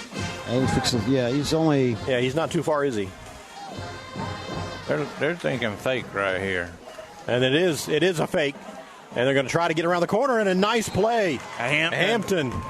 And look at this down here. Look at this. I can't believe he won't throw a flag on that. That's several times he's been involved in that, and the same receiver's done the same penalties each time. About 15 yards down the field, Bloodhounds just kind of all over a Yellow Jacket.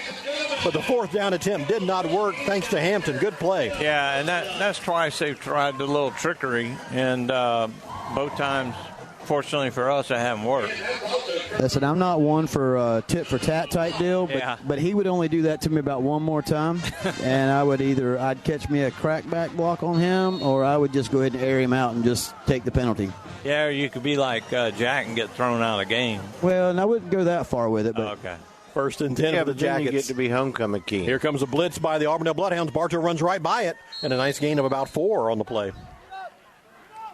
Brown Jr. on that carry. Avis Brown Jr., the running back on that. He'll get about 4, make it 2nd and 6. Yeah, but I remember correctly. That kid had it coming, though. How quiet it is now. Oh, my goodness. It's like the stadium just went dead. All the junior cheerleaders walked out. ID. 8:27. As we approach 9 o'clock, you're listening to WWBF Bartow. Yellow Jackets in front 6-0. Bartow with the ball at their own 41-yard line, facing a 2nd down and 6. And once again, I don't know. There's a delay with the referee. So the main official, I'll tell you about it here in just a second. Here's the snap. Johnson with the ball, throws, slant across the middle. He completed a nice little spin move. A flag comes down in the backfield, but the receiver gets a first down near midfield. Should be roughing the passer on this one also, guys. So the White Hat clearly told them at pregame at the coin toss that their knees cannot be exposed. Those pants have to be pulled down. And that's exactly what he just suspended play for, pulled him off the field, and that's why Coach had to replace him. And Mike was correct. Also, personal foul, roughing the passer against the Hounds. So add 15 yards to the end of the reception. Yeah, and it was a beautiful little comeback route, and then he spins it to the inside. Receivers are normally taught to roll to the outside, and so your corners kind of go and they'll break towards that outside. And he cuts it back to the inside instead, and he gets a good another, 10, 12 yards out of that play. And add the penalty yardage onto it. It's going to be 1st and 10 for the Yellow Jackets at the Auburndale 37-yard line. Blake Johnson, the quarterback, he's in the shotgun. Looks downfield. Nope, he wants to hand off, and he does. Gets it to Brown. Brown's bottled up in the backfield. He's going to be thrown for a loss. That was incredible penetration from Auburndale that time, guy. They sent 3 of our offensive linemen 4 yards back, right into the running back. So he'll lose about 3 on the play, make it 2nd down and 13 now for Bartow at the Bloodhound 40-yard line. Jackets in front, 6-0. We're midway through the second quarter. Here's the snap. Blake Johnson roll to his right, looking downfield, looking now, will throw, and it's going to be caught, but was he out of bounds? I think they're going to say, if he says they say he caught it. That's Corey Butler on the reception. I can say we probably got away with one on that one because he was. It looked like his feet slipped out from underneath him and went out of bounds. Maybe he landed on a knee or something. That's kind of why I'm saying I think we got away with that one because he was, like you said, his feet were out from up underneath him. They were out of bounds, and he caught that ball. I'll take it. So, the 4 penalties that went against us, maybe they kind of figured we got to give something back here. Well, I'm not arguing. 3rd and 1 for the Yellow Jackets. Just around the 29-yard line. And Blake, a little quick hitter, slant across the middle, complete. He's got a first down at the 35 to the 34. The exact same play, except that time when he does his little curl route, he turns back to the outside instead of the inside. And I meant to say the 34 or the 24-yard line. So 1st and 10 Jackets. Jackson, the umpire took it. The umpire took it easy on Jack. Yeah, because you probably should have been thrown out of every game. 1st and 10 for the Yellow Jackets. Now they're going to spot the ball at the 25 of Auburndale. So 1st and 10 Bartow. 2 receivers on the near side of the field. Here's the snap. They're going to get to Brown again. Brown again is caught in the backfield and thrown for a loss. Yeah, Auburndale's definitely getting through the line, and they're getting through there with great penetration and stopping that run. Jeff, did you give up on the computer? I did. I don't blame you. It wasn't as convenient. I'm not used to it, so I just said enough of that.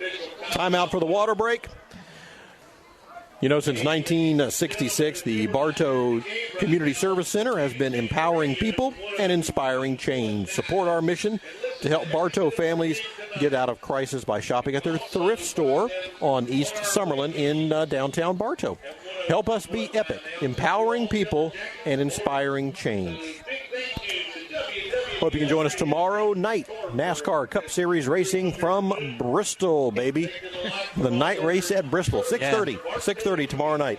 I'm going to need to go see that, I think. That's on my bucket list. We all talked about it. Yep. Maybe we'll take, like Mike said, maybe we'll just hop on the WBF jet and we'll fly out there. And we'll be back on Monday. We'll get Kim to make the snacks for us for the flight up. And then we can go to the race and then come right back. That's right. And of course, she can have a spaghetti dinner ready for us when we get back. Oh, that would be nice. She's balking at She looks like she's all for it. Smiles is what I saw. 2nd and 13 here for the Yellow Jackets. Here's the snap. Jet sweep. That's going to be Thomas. They try to get him, but he's caught in the backfield as well. Yeah, the defensive end, he comes upfield, and he just planted his feet. Number 34. So it's going to be 3rd down and about 19 here for the Yellow Jackets. Yeah, he read that all the way. He was standing in the backfield waiting for that ball to come to him. Jackets will send 3 receivers on the far side of the field, a single receiver to the near side. From the shotgun is the quarterback, Johnson. Here's the snap, and they're going to get Bartow for a wide receiver who left a smidge early. Okay. Just barely earlier. So false start. That'll make it 3rd down and a little longer, about 23 now. Yeah, we had 2 or 3 of those movements. In the beginning of the game. Got to watch that ball. Now we see I just happened to be looking at that wide receiver, and he just left a hair early.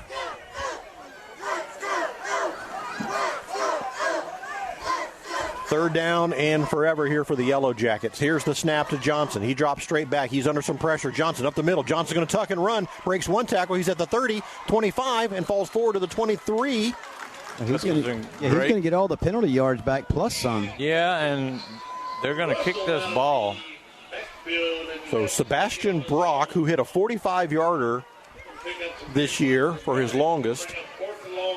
And, Mike, they're going to set the tee down at about the 30-yard line? Yes, sir. So a 40-yard field goal attempt. They're kicking toward Broadway, which is toward the west here at Bartow Memorial Stadium. What kind of breeze we got out there, Mike? Doesn't look like much. There's some up top blowing towards the south. Yeah, it's up top. Here's the snap, and flags will stop this one. The kick was way off. They're going to get Auburndale with an offsides. Yep. Oh, good. Now do you change your mind and go for it here? It was 4th and 9, so now it's going to be 4th and 4. I hard count it. They haven't done that yet tonight, so you see, I got confidence in this kid. That last kick wasn't any good. Well, they got a lot of penetration, and normally you just do it's a straight down block. It's basically you reach down. If you're the guard, you grab the center's leg. So now it's going to be a 35-yard field goal attempt, and much better leg in this one, but he pulled this one off to the side. Okay. Same way, pulled it left. Yeah. Had plenty of leg. Yeah. Okay. So that means Auburndale will take over 1st and 10 at their own 20-yard line. Somebody needs to get in his face right now and tell him forget about that. You're going to be needed later on in the game. You can't be thinking about that right now. Oh, he's a preppy, too. We like him. 4:11 left here in the second quarter. We do hope the that scoreboard says first quarter, but it's really the second. Yeah, we do hope that our buddy Brighton Cox is doing okay. We see him down there. He's still under the tent, and we wish every bit of the best for him. Absolutely. 1st and 10 for the Auburndale Bloodhounds at their own 20-yard line. Quarterback is Turner. He'll stand in the shotgun. He has 2 receivers on the near side of the field. Here's the snap. Turner will turn and hand it off to Howard. He's caught in the backfield. 1, 2, 3, 5. Jackets bring him down. Great pursuit by the Jackets that time. They just flowed with the play, and he had nowhere to go. They're going to lose about 6 on the play, so it's 2nd down and 16 now for Auburndale. As the clock runs, we're under 4 minutes left here in the first half. Yellow Jackets in front, 6-0.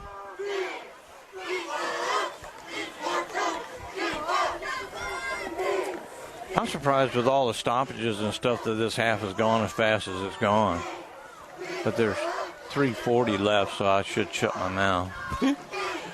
2nd and 16. Here's the snap. Turner wants to throw. He does. Into the feet of his intended receiver. Incomplete. That's a beautiful job by Murray as he picks him up as he's trying to cross, and Murray comes up from the safety spot and just rails him. He wouldn't have gone anywhere if he got the ball. Incomplete. It'll be 3rd and 16 now for the Bloodhounds at their own 15-yard line. Jackets in front, 6-0. 3.5 minutes to play here in the first half. Had about a 45-minute weather delay at the beginning of this ball game. Turner on 3rd down, wants to throw. He's scrambling, still with the ball. He flings it. He didn't get it back to the line of scrimmage. That's intentional grounding. He flings it and beans the ball boy on the side of the field over there. That should be intentional grounding, guys. He didn't get it back to the line of scrimmage. I thought I saw the referee call something like that, but I'm not sure. Yeah, Coach Eden's all over that, and he's talking to the ref about it, that he did not get that call that he should have got because it should have been intentional grounding. So it's 4th down, and that'll put Auburndale in punt formation. Murray standing about the Bloodhound 45-yard line, ready to receive the punt.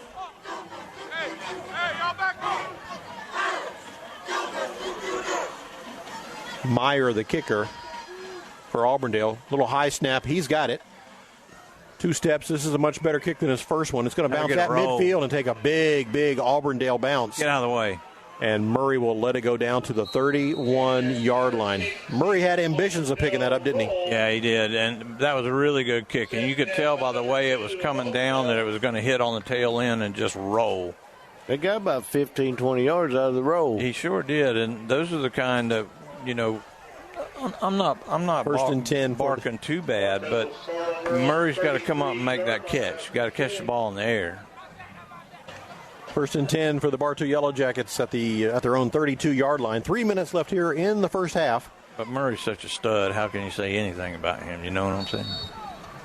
Blake Johnson, the quarterback. 2 receivers on the far side of the field. A single receiver on the near side. 1st and 10, Bartow. Here's the snap. And they fake the handoff, throw it to Corey Butler. He's caught it at the 38-yard line. That's a great job. You just get good positive yardage right there. Well, if you notice, Auburndale's giving them a lot of cushion on the outside out here. So, I mean, as long as they give that cushion, I'm going to take that 5 yards each time. They've seen the speed, Mike, and you got to respect it. Yeah, well, that's true. You got to respect that speed of Bartow, but at the same time, I mean, if you're going to have to tighten up and you're going to have to play me a little closer than that, or I'm going to take that. I'm going to take that yardage each time. And they're playing with 5 defensive backs right now. 2nd and 5 for the Yellow Jackets. Here's the snap. Johnson, he'll fling it out into the flat. He's got his receiver out there.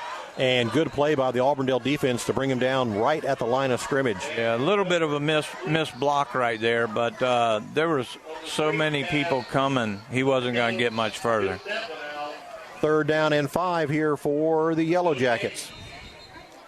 Guys, there must 2 minutes left. Must be a good ball game going on down at Fort Meade right now. It's 13-6. Fort Meade with 13, victory with 16.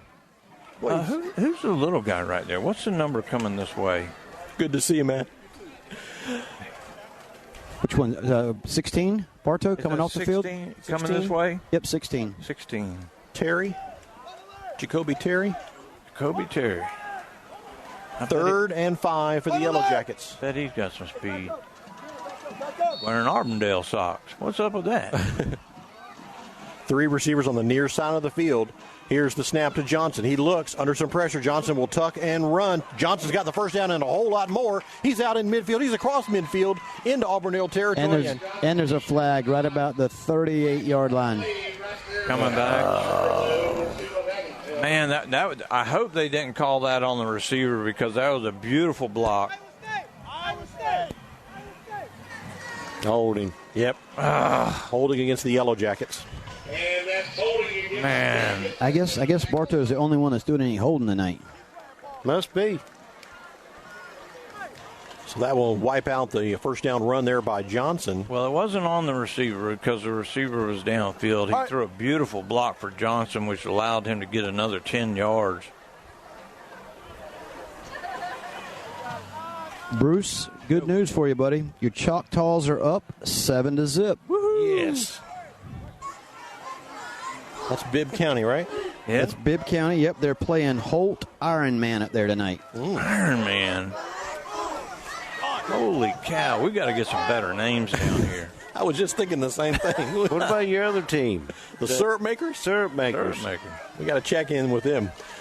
3rd and 14 now for the Yellow Jackets after the holding penalty. Here's the snap. Johnson wants to throw again. He is surrounded immediately by 4 Auburndale Bloodhounds, and they bring him down around the 15-yard line. Yeah, they had an all-out blitz coming that time, and he just got swallowed. He just want to punt this ball. Auburndale called a timeout. They're hoping to get some good field position.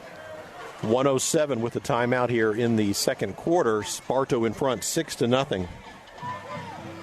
And I'm always barking about Johnson getting rid of the ball. He had no time to get rid of that ball that time. No, they were on him quickly.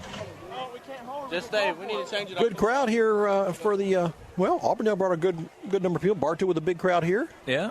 Yeah, but I don't see a whole lot of whiteout. There's supposed to be a whiteout thing for Auburndale tonight. Well, they didn't get the memo. Well, there's about 4 or 5 of them over there that got the memo, but that's about it. Talked to my buddy Jerry Anderson. He came over. His granddaughter is one of the dancers on the band. Mm-hmm. Josh Gwynn and Lindsay and William and Reagan. And I think Lindsay's got another one on the way. Man, you just got that family growing, bro. But they're listening. We always love listening. Oh, Sebastian Brock mishandles the snap from the on the punt, and he's going to fall down to the 5-yard line. Auburndale will take over 1st and goal at the 5. He had it and bobbled it a little bit and dropped it. We did not need that. Not 59 seconds before halftime. And with Auburndale getting the ball in the third quarter to kick on the kickoff. Yep. Well, Mike, it looks like Fort Meade's up 13-9 now. They're taking 22 off the field. 22 is the guy that's been moving the ball all night. We'll wait for our ace reporter down there in Fort Meade to get back with us on a score on that one. 59 seconds, Auburndale 1st and goal at the 5. Turner takes the ball, hands it off up the middle, and Howard this time is bottled up at the line of scrimmage. He'll lose about 1. We'll take that. Howard on the carry, and he stumbles right into the net. 13-6, Jeff. 13-6. Victory. Victory's in front. 16-13. Yes, sir. Okay. Victory's in front. Yes. And they're starting the fourth quarter. Wow. Here's the 2nd and goal. And again, a handoff. Try to get around the corner, and the Jackets are there to bring him down. Another great job. Just a great job, Murray. You've got Stanley's right there. Stacy. Stacy right there. Murray come around from the opposite side of the field and wrapped him up.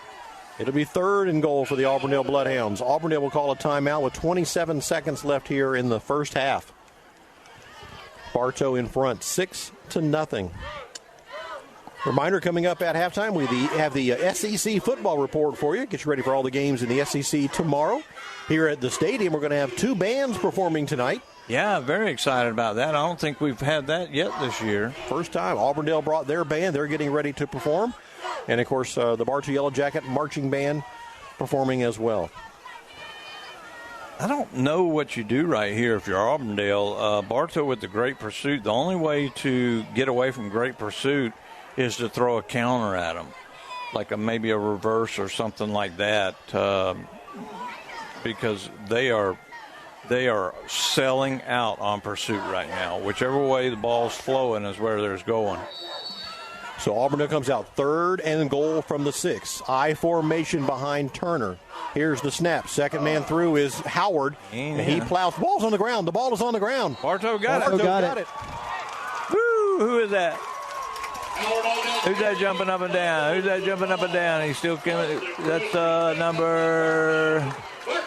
Turn around. 35, I think.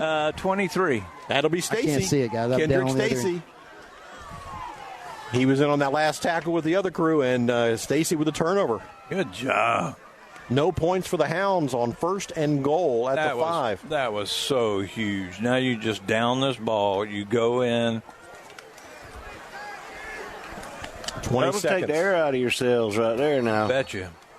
This defense is just incredible. I mean, Auburndale has them by 20 pounds a person. Bartow's has had a... Everybody's in victory formation. They'll just knee it down, and that'll be the end of the first half. As they start the clock back up. Okay. There they go. And they do not need to snap it again. So at the end of the first quarter, Mike? Yeah, I'll try to get a word in with Coach. Coach, you're going in halftime leading 6-0. This Auburndale team's standing pretty tough. Well, hey, they're a good team. We talked about that all week. They're a very good team. They're 3-1 for a reason. They're well coached. They have a good coach in Coach Thomas. They're big. They're physical. They're fast. They're one of the best Polk County teams that there is. Offensively, I like where we are. Again, we just got the little things. Okay. The false starts are killing us. The holding penalties, although one of them I thought was terrible, are killing us. All right. I like Blake Johnson's decisions tonight. I think he's been great. All right. He needs to keep rolling that in the second half. Great decisions will win this ball game if we just keep doing what we do.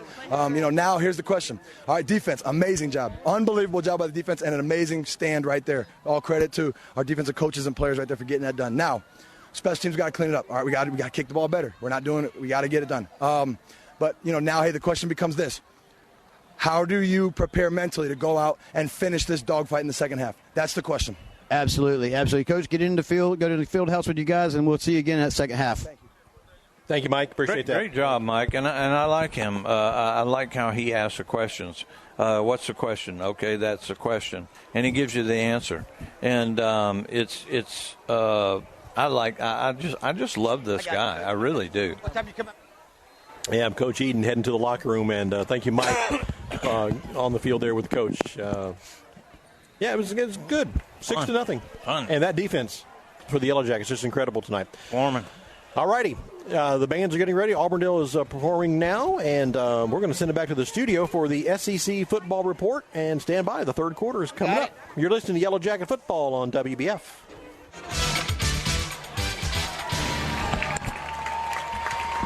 Welcome back to Bartow Memorial Stadium as the Bartow Yellow Jacket Marching Band has just completed their halftime performance. Auburndale completed theirs as well. And, Bruce, we saw a couple good bands tonight. Yeah, a very good program put on by Auburndale, and Ekman put in stage 2 of Bartow's arrangement, and very well done, very well performed, always good music. And Ekman always on his game. Bartow's in front 6-0 as we start the third quarter. Auburndale will get the ball to start the third quarter. The Yellow Jackets made a big defensive stand to close out the first half when Auburndale had it 1st and goal at the 5, and Auburndale fumbled and Bartow recovered, so it kind of stopped that. But Auburndale will go with the ball here in the third quarter. Mike, you had a scoreboard update from Fort Meade? Scoreboard update from Fort Meade. Fort Meade 20, Victory Christian 16, with about 6 minutes left in the game. Well, they got a barn burner down there, don't they? Yeah, they really do. And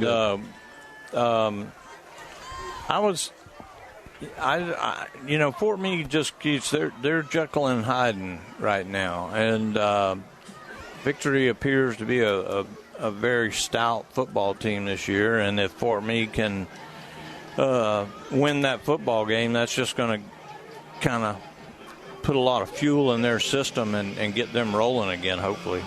Some more scores. This game was delayed also by the weather. Lakeland Dreadnoughts 7 and Booker T. Washington Tornadoes 0. That's in the first quarter. Lakeland Christian 14, George Jenkins nothing. That's also in the first quarter. It's been a delayed. long right here. They had long time delays over there. Lake Gibson in front of Lake Mineola 14-7. Ridge Community over East Ridge 14-3. That's in the half. And look at this game, Bruce. Seminole 41, Lake Wales 31 in the fourth quarter. Holy cow. Is there any defense there? Apparently not. A lot of offense. And last week was an incredible defensive game. What, 14-13 over Sebring. That's 72 points right there. Yeah. Where are they playing at? In Seminole. In Seminole. So there you go. We'll keep updated on that. Here's the kickoff by the Yellow Jackets, and they send it right to the 2-yard line. Here come the Hounds across the 10, 15, 20, and runs right into a wall of Jackets at the 22-yard line. I bet you number 0 pops up out of that pile.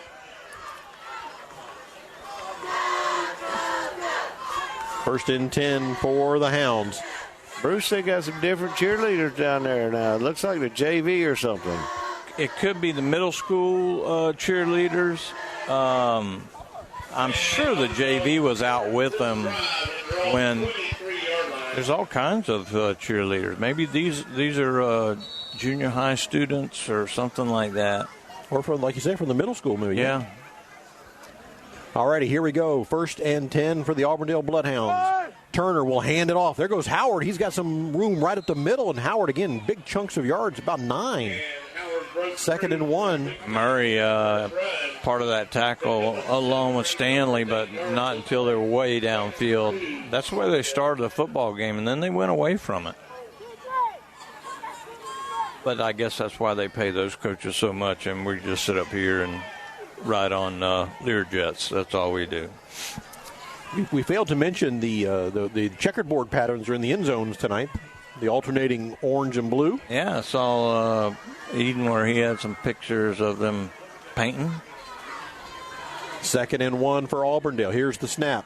Turner wants to throw. He does. The pass is going to be caught, and they're just barely going to get across the line. That's Joseph Howard Jr. on the reception. It's going to be really close. I mean, really close. They're going to say it's a first down. Yeah, they're going to give it to him. So first and 10 for Auburndale. Put the ball down at the 34-yard line. We're in the third quarter. Bartow in front, 6-0. I don't like that ambulance has been sitting there flickering the whole night. It's just bugging me. 3 receivers on the far side. Bartow brings a lot of pressure. Turner will scramble the throw. He's got a wide receiver. This is Howard on the far side. He breaks 1 tackle, and Howard is going to be knocked out of bounds just short of the first down. There's a flag. It'll be a roughing the passer. No, not where that's at. Way upfield. Oh. Yeah, Bruce, I agree with the ambulance lights over there. You're surprised somebody on Bartow's coaching staff didn't say something about it. If you're familiar with Bartow Memorial Stadium, it's right next to the visitor entrance where the ticket booth is over there. So they're discussing this penalty here. Could be a sideline warning. Auburndale's backing up. Oh, that's a shame. And it is going to be against the Hounds. Sideline infraction, 5-yard penalty against Auburndale. Well, they never got a first one, did they? No. Well, they shouldn't. Shouldn't have marched off a penalty. First one's a warning. Yep. Unless we missed it. And they didn't. We very well could have. I mean, they're slinging them out there like they're napkins. 2nd and 6 here for the Bloodhounds at the Auburndale 38-yard line. Turner's your quarterback. He'll call for the ball. He's got it. Handoff. And this time they're going to hand it to McGow. He turns the corner and he runs right into the yard marker. And he turned that corner, and he was looking for that first down markers where he was headed to. Yeah, and he gave a good effort, and I think he got it. Might want to. It's going to be a half a yard short. Is that where they're going to put the ball now? Oh, come on. First down. So 1st and 10 for the Auburndale Bloodhounds at their own 45-yard line. I mean, you hit the marker. Let's go. Turner breaks it in and whistles. We'll stop this for a second. Of course. We got to get the chains all set. We got one of the best chain gangs around, too. They don't normally. That's a official holding them up, I guarantee it. Yeah, Auburndale's lining up like they're... I thought somebody called a timeout, or it looked like it anyway. They got trips over here. Bartow's only got two defenders. 1st and 10 for the Hounds at their own 45-yard line. Here's the snap. Handoff up the middle again. This time he's met by a lot of jackets. Yeah. And thrown backwards is the ball carrier, and he took a little objection to that. Well, it was a tackle, and you're going to get tackled in this game. They didn't pick him up and slam him to the ground. They just, as they were twisting him, pulled him hard to the ground. Going to lose a couple on the play. Well, actually, they're going to put it back. Back at the line of scrimmage, so it'll be 2nd and 10 now.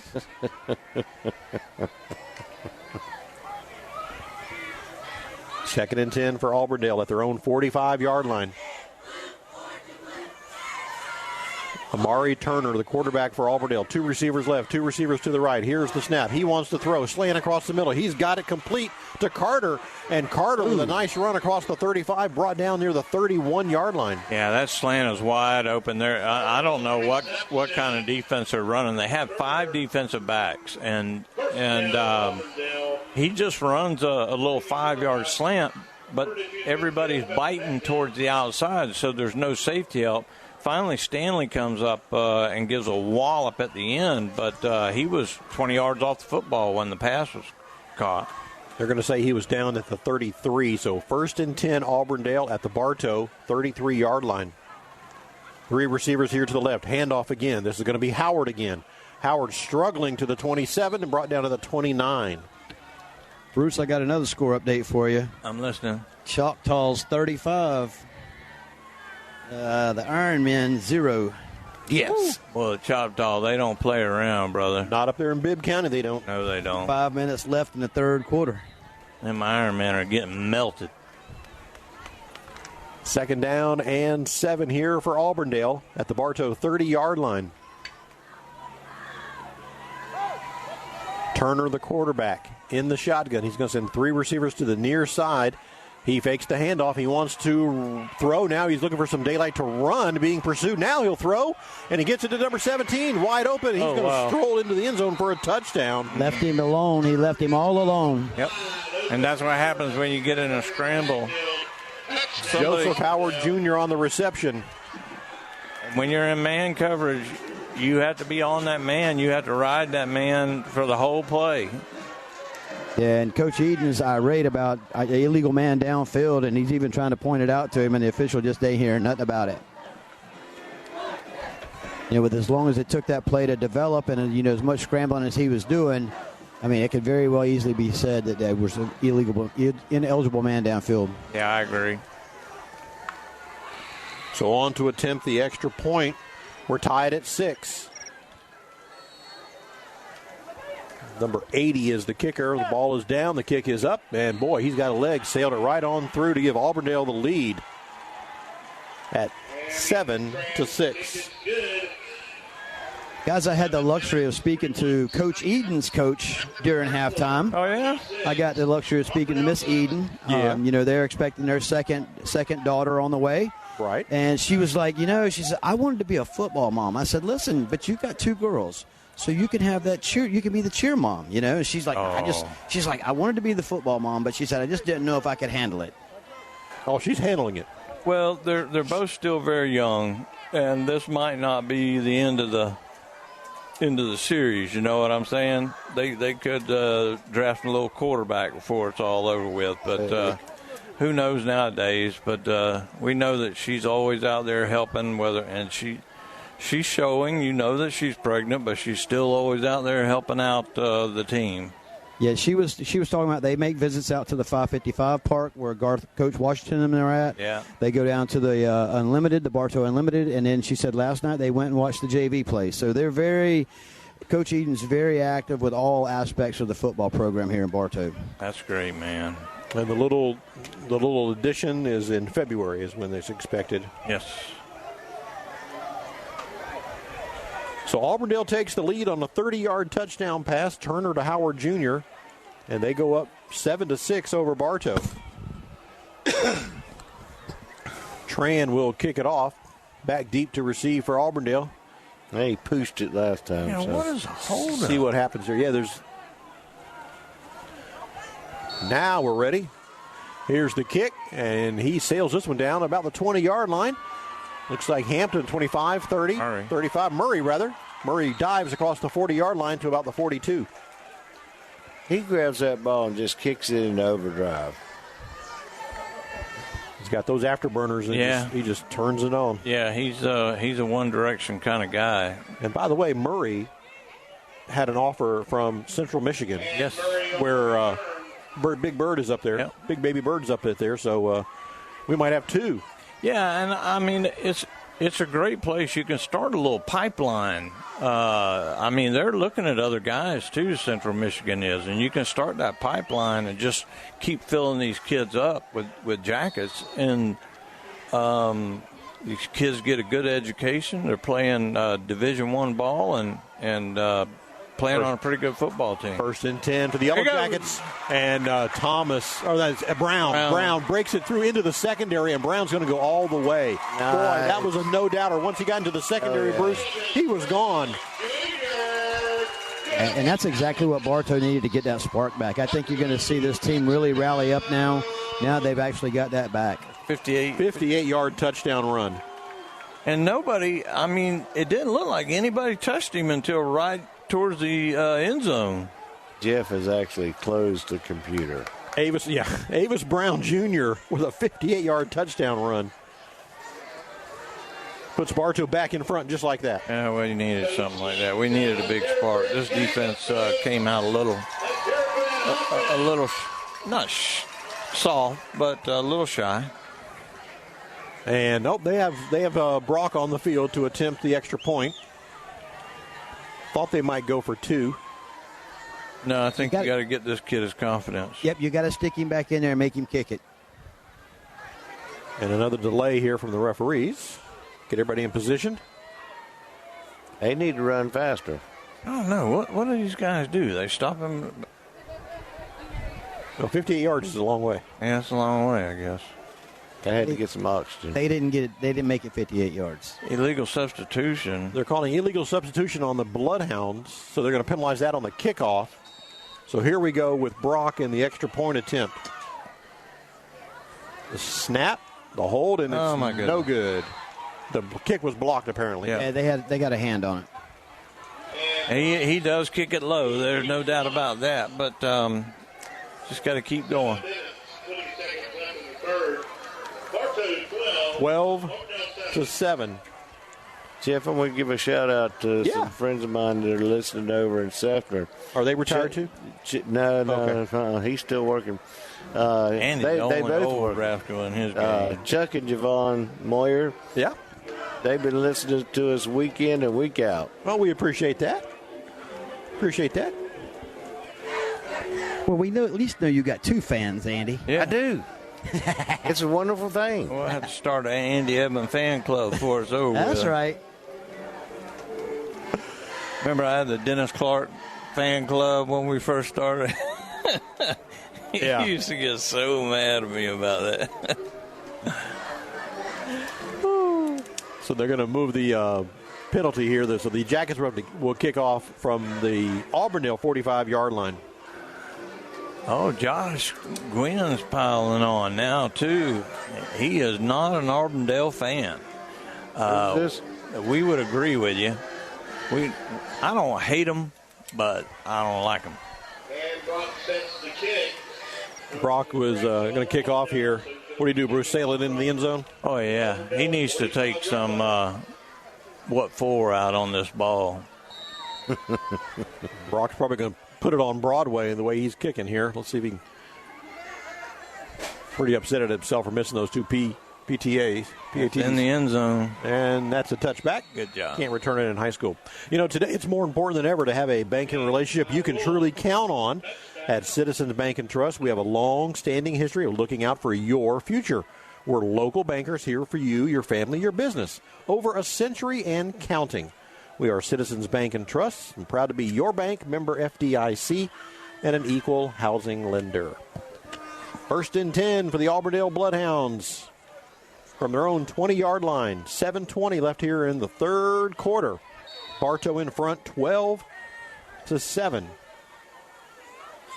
Each team with a touchdown here in the third quarter. Amari Turner's the quarterback. Two receivers to the near side. He wants to throw, slant across the middle, just out of the reach of his intended receiver. And why not? I mean, that worked the last time. It's worked the last 2 or 3 times. And they've got to hand off that defensive back. The safety has to pick that up. If they're playing a cover 2, the safety has to pick that up and just pile drive him. Second and 10 for the Hounds at their own 20-yard line. Bartow with the lead, 12-7. Turner in the shotgun, hands off. Howard again. Howard hits the line, and he's going nowhere. Jackets will throw him backwards. No gain on the play. Some passion on the field there, Bruce. Yeah, and that's what we were looking for in that first series. But they weren't flowing. At the end of the first half, they were really flowing to the football. I mean, you were seeing 8, 9 guys getting in on the tackle, and that's Bartow defense. And that first drive that they had where they worked it down the field and then had a long touchdown, that wasn't Jacket football the way they've been playing lately. So I'm sure they got a good talking to. Third down, they're going to say he lost a couple on that play. So 3rd and 12 here for Auburndale at their own 18-yard line. Turner drops back to throw, looking, sets up a little screen. It's going they broke a tackle, but the Yellow Jackets are there to wrap him up. He won't even get back to the 20-yard line. Yeah, and that's why you turn to the outside, guys. You see how he turned to the outside. Mike sees it all the time. They turn to the outside because you're turning away from the traffic. And if you break that tackle, that's going to give you positive yards. Yeah, and that's exactly what he just did there. But then you see what happened as soon as he tried to cut back up to the center of the field. Yep. He ran right into that wall of Jackets that was in hot pursuit. Great pursuit. Timeout on the field for the mandatory water break. We'll take a break as well. Bartow in front, 12-7, midway through the third quarter. You're listening to Yellow Jacket Football on WBF. I'm Taft Long, Finance Manager here at Thunder Chrysler Dodge Jeep Ram in Bartow. I would like to personally invite you in for our Choose Your Rate special. And don't forget about our $24.99 domestic oil change special. Come in or call us today. Thunder Chrysler Dodge Jeep Ram. Hello, Bartow. This is Joe DeCesare with Citrus Air Conditioners, your hometown air conditioning company. If you're looking to replace your old unit, Citrus Air has many units in stock and offers financing. Call us at 534-1171 or look us up online at citrusairinc.com. You've heard the expression, try it before you buy it, right? Well, at Keith's Spray Service, they won't ask you to sign a long-term contract because they're confident that you'll want them to keep coming back to care for your delicate ornamentals and lawn treatment. Keith's Spray Service for over 50 years. We are FM 102.9, 97.1, and AM 1130. WWBF Bartow. Was he tripped up or did he just trip? They had him in the backfield. They had him short in the backfield. All that. Auburndale deep in their own end of the field. They go for it on 4th down, and they do not make it. They're going to be about 3 yards short. Boy, Bruce, was that a gutsy call? It really was, and you're reaching for straws right there. Bartow takes over 1st and 10 at the Auburndale 28-yard line. Now, Josh Gwynn is giving his age away because he said his first year of JV football, he said they got beat 41-14 by Auburndale. So, yeah, that's a pretty good hatred right there. I can understand that, Josh. See if the Jackets throw it in the end zone here on this big turn of momentum. Johnson calls for the ball. Nope, he's going to hand it off. And there goes Avis Brown Jr. Flag on the play. Flag in there. Brown gets about 6 or 7. You know when a flag's thrown in a pile like that, what it is. There is a flag on the field. So we'll let them sort out. It's going to be holding against the Yellow Jackets. They'll march it off. But we've all noticed Coach Eden with his pin on the sideline. Mike, you see it all the time. Oh my Coach Eden has a pin between his fingertips, and he just twirls it, spins it, plays with it. That's his little fidget spinner, if you will. Yeah. Mike, we're going to have to get you a pin. Yeah.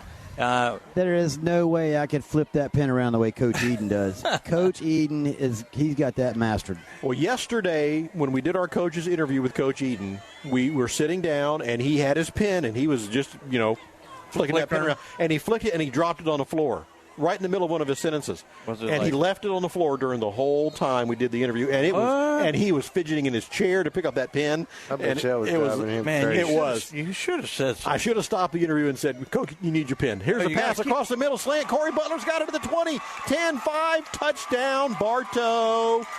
Corey Butler. Great job on that. Was a post corner. He goes down the field and then runs a slant. And it's called a post corner, and just a perfect throw. Hit him in stride, and nobody was going to catch him. 32-yard touchdown pass to Corey Butler, which I think it might be his 6th on the year, and maybe leading the county in touchdown pass reception. Very well could be. But I got that boy's got to redeem himself. Brock is on to attempt the extra point.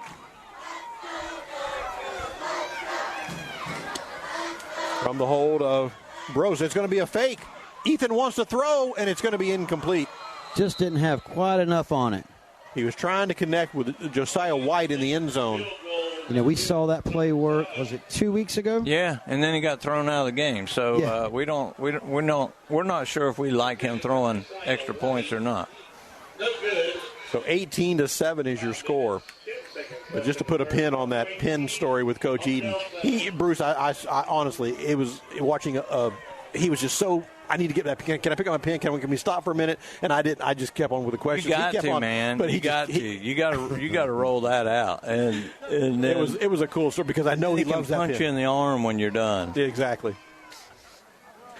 But that's a good story. And speaking of Coach Eden, we already talked about his wife and expecting the child. But give a shout out to his mom and dad up in Ohio, and grandparents are up there listening to us.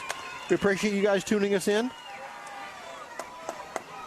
Well, we are they're enjoying your son and grandson. Absolutely, and they're going to be making their way down. We hope he stays for a long time. They're going to be coming down, I think, is it next week, they said, Coach said?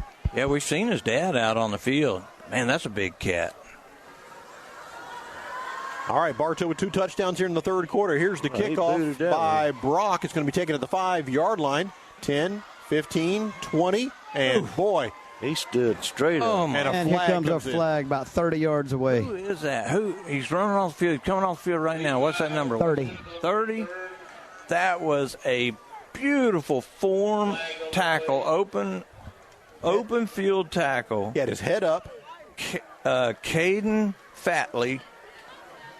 Face mask against Bartow. Oh, you got it. Has Auburndale had anything called against him? Well, Mike, what I don't understand, where did they get him by the face mask? That was a perfect form tackle. He put his helmet right in his chest. And maybe it was away from the ball. I don't know. Or golly. That could be. So a 15-yard penalty at the end of the run, and Auburndale will take over 1st and 10 at their own 36-yard line. Jackets in front, 18-7. And here whistles will stop this play. Didn't have the ball position just so. They're taking it back. It's a 5-yard face mask, not a 15. That's what it is. So put the ball at the 26-yard line. 1st and 10.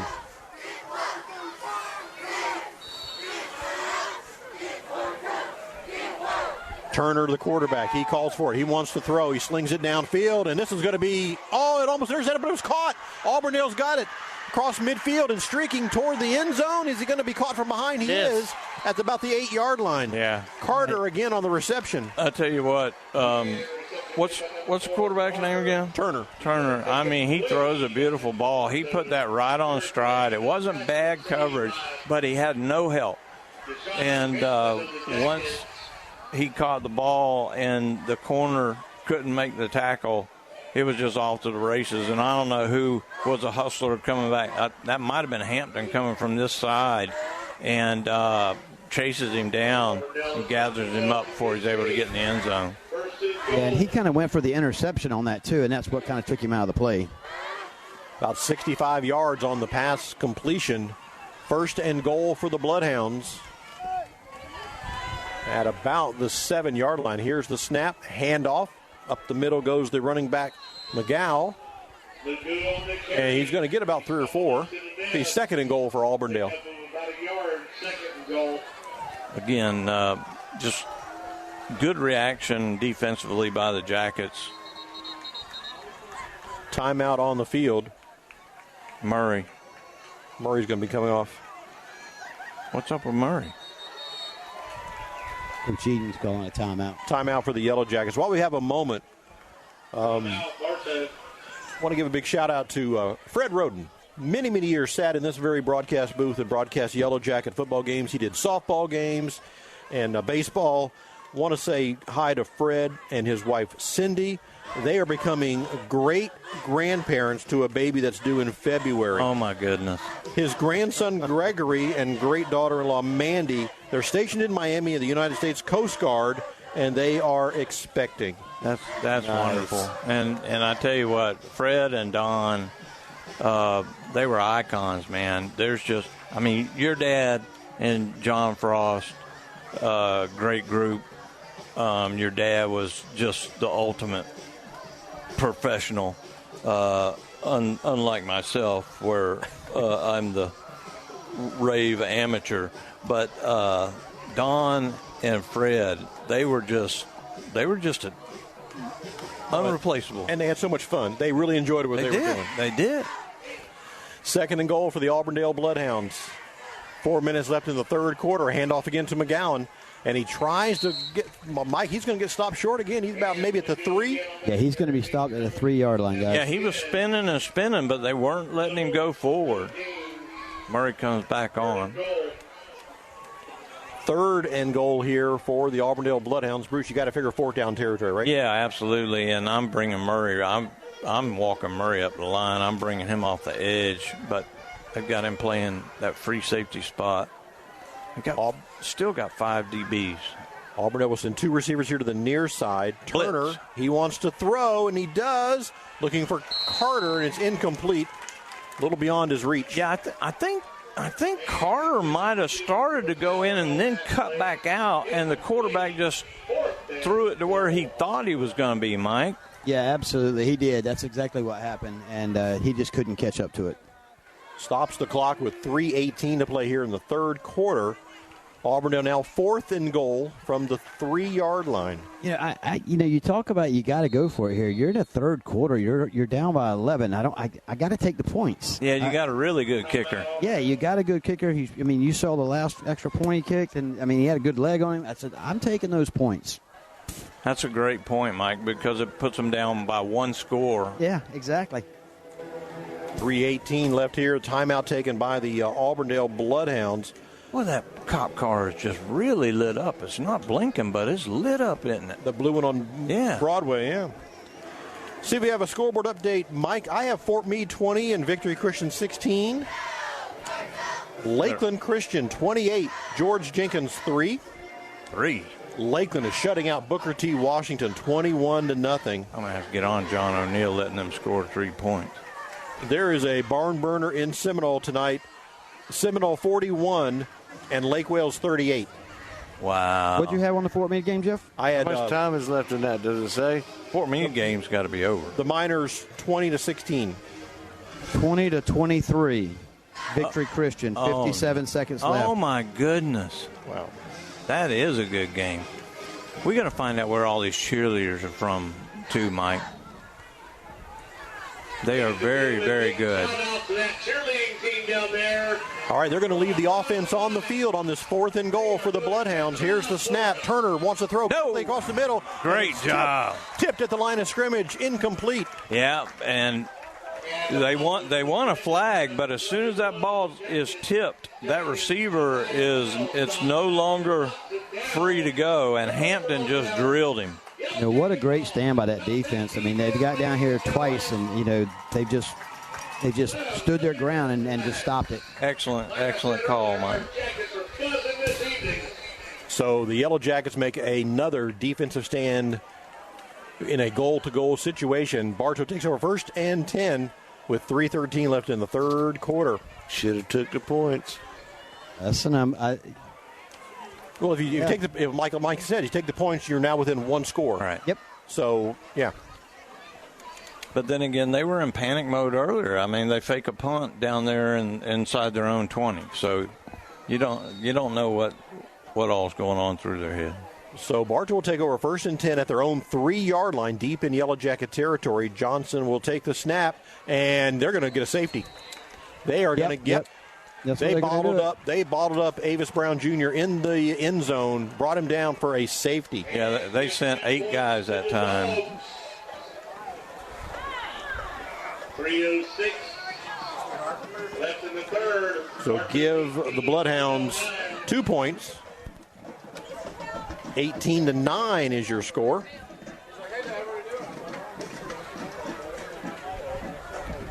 .306 left here in the third quarter. We'll take a quick timeout. You're listening to Yellow Jacket Football on WBF. Sheriff Grady Judd here. Let's talk about the 20-buck truck. For the 8th year, the Kelly Automotive Group has generously donated a truck. Head over to 20bucktruck.com and get your tickets. The Ewing, Blackwelder, and Deuce Insurance Agency has been serving Central Florida since 1984. They all work and live in your neighborhood and take pride in our history. Offices in Bartow, there when you need them, representing only the most reliable companies in the industry. If you're looking for good food and good family time, look no farther than Beef O'Brady's in the Bartow Center South. Your Bartow Beefs is perfect for lunch or dinner for the whole family or whole team. Your Bartow Beefs, where game time meets family time.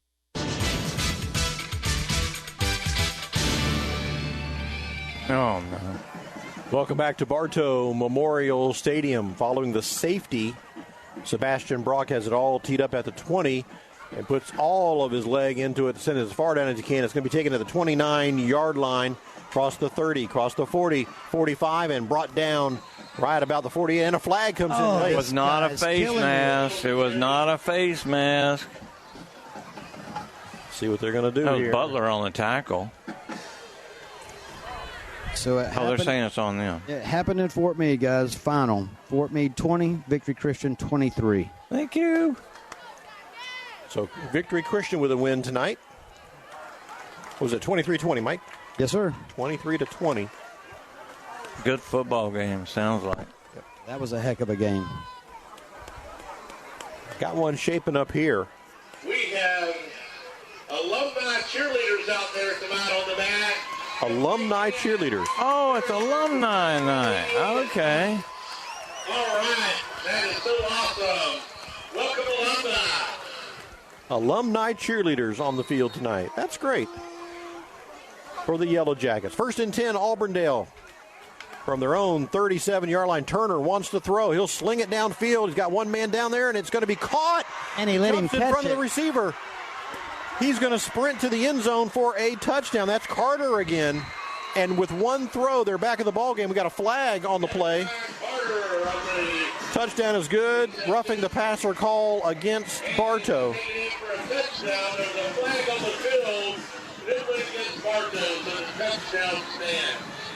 63-yard touchdown pass, Turner to Carter. And I don't know who the corner was on the other side, but again, going for the pick. But sometimes you, instead of going for the pick, just knock the ball down, guys. Yes, live by the interception, die by the interception. We saw 6 points in the first half. Mm-hmm. We've seen how many touchdowns here in the third quarter? Yeah, a lot. We've seen a lot going on. Wow. Tran on to attempt the extra point for The Auburndale Bloodhounds, who trail now by 3 points. This till we get within 2. They're gonna tell everybody about the penalty first before this. There was a personal foul, roughing the passer call against Bartow. They will penalize that on the kickoff. So Tran will line up for this extra point to get the Bloodhounds within 2. Here's the kick. Ethan Tran, nice leg, nice follow through. He puts it right on through. And the extra point is good. 18-16 now is the score. Okay, now John Calanders just texted me. He said that Kennedy Stewart, a young lady that we graduated with, he said she's running around with the bug outfit on, but I don't see the bug down there, John. So I don't know what's going on. Maybe she hyperventilated right away. Do you see a bug anywhere? I don't see a bug. I think he's giving me the business. He probably is. Yeah, the bug was out here earlier, but I don't see the bug now, guys. It's kind of cool out there, too, so it wouldn't be... Cool? What are you calling cool? Well, it's 78 degrees. You're not sweating, are you? It's warm. The humidity is what gets you. Yeah. All right, well, Auburndale came out. They scored, took the lead. Bartow answered. Yeah. Auburndale didn't answer. Now Bartow and now Auburn. So we got to.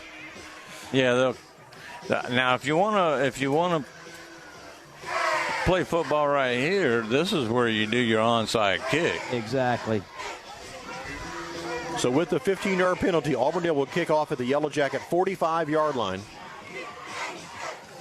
And for reference, Auburndale is kicking toward the Ken Riley Athletic Fieldhouse here at Bartow Memorial Stadium, which will be to the east.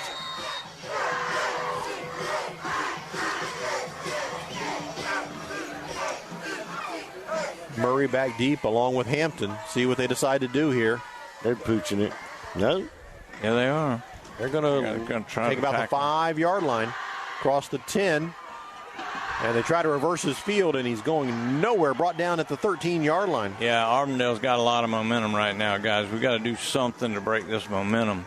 Yeah, that's for sure. With the safety, then they turn right around, they run it in, they hit a 58-yard pass for a touchdown, extra points good. They just put a lot of points on the board real quick. 2:35 left here in the third quarter, which has seemed to take him forever. I know. The first half went kind of like last week. The first half went pretty quick, and then the second half was all-nighter. Blake Johnson, the senior quarterback, brings his offense out to the line of scrimmage. 1st and 10, Bartow at right about the 10-yard line. Does Bartow have an answer here?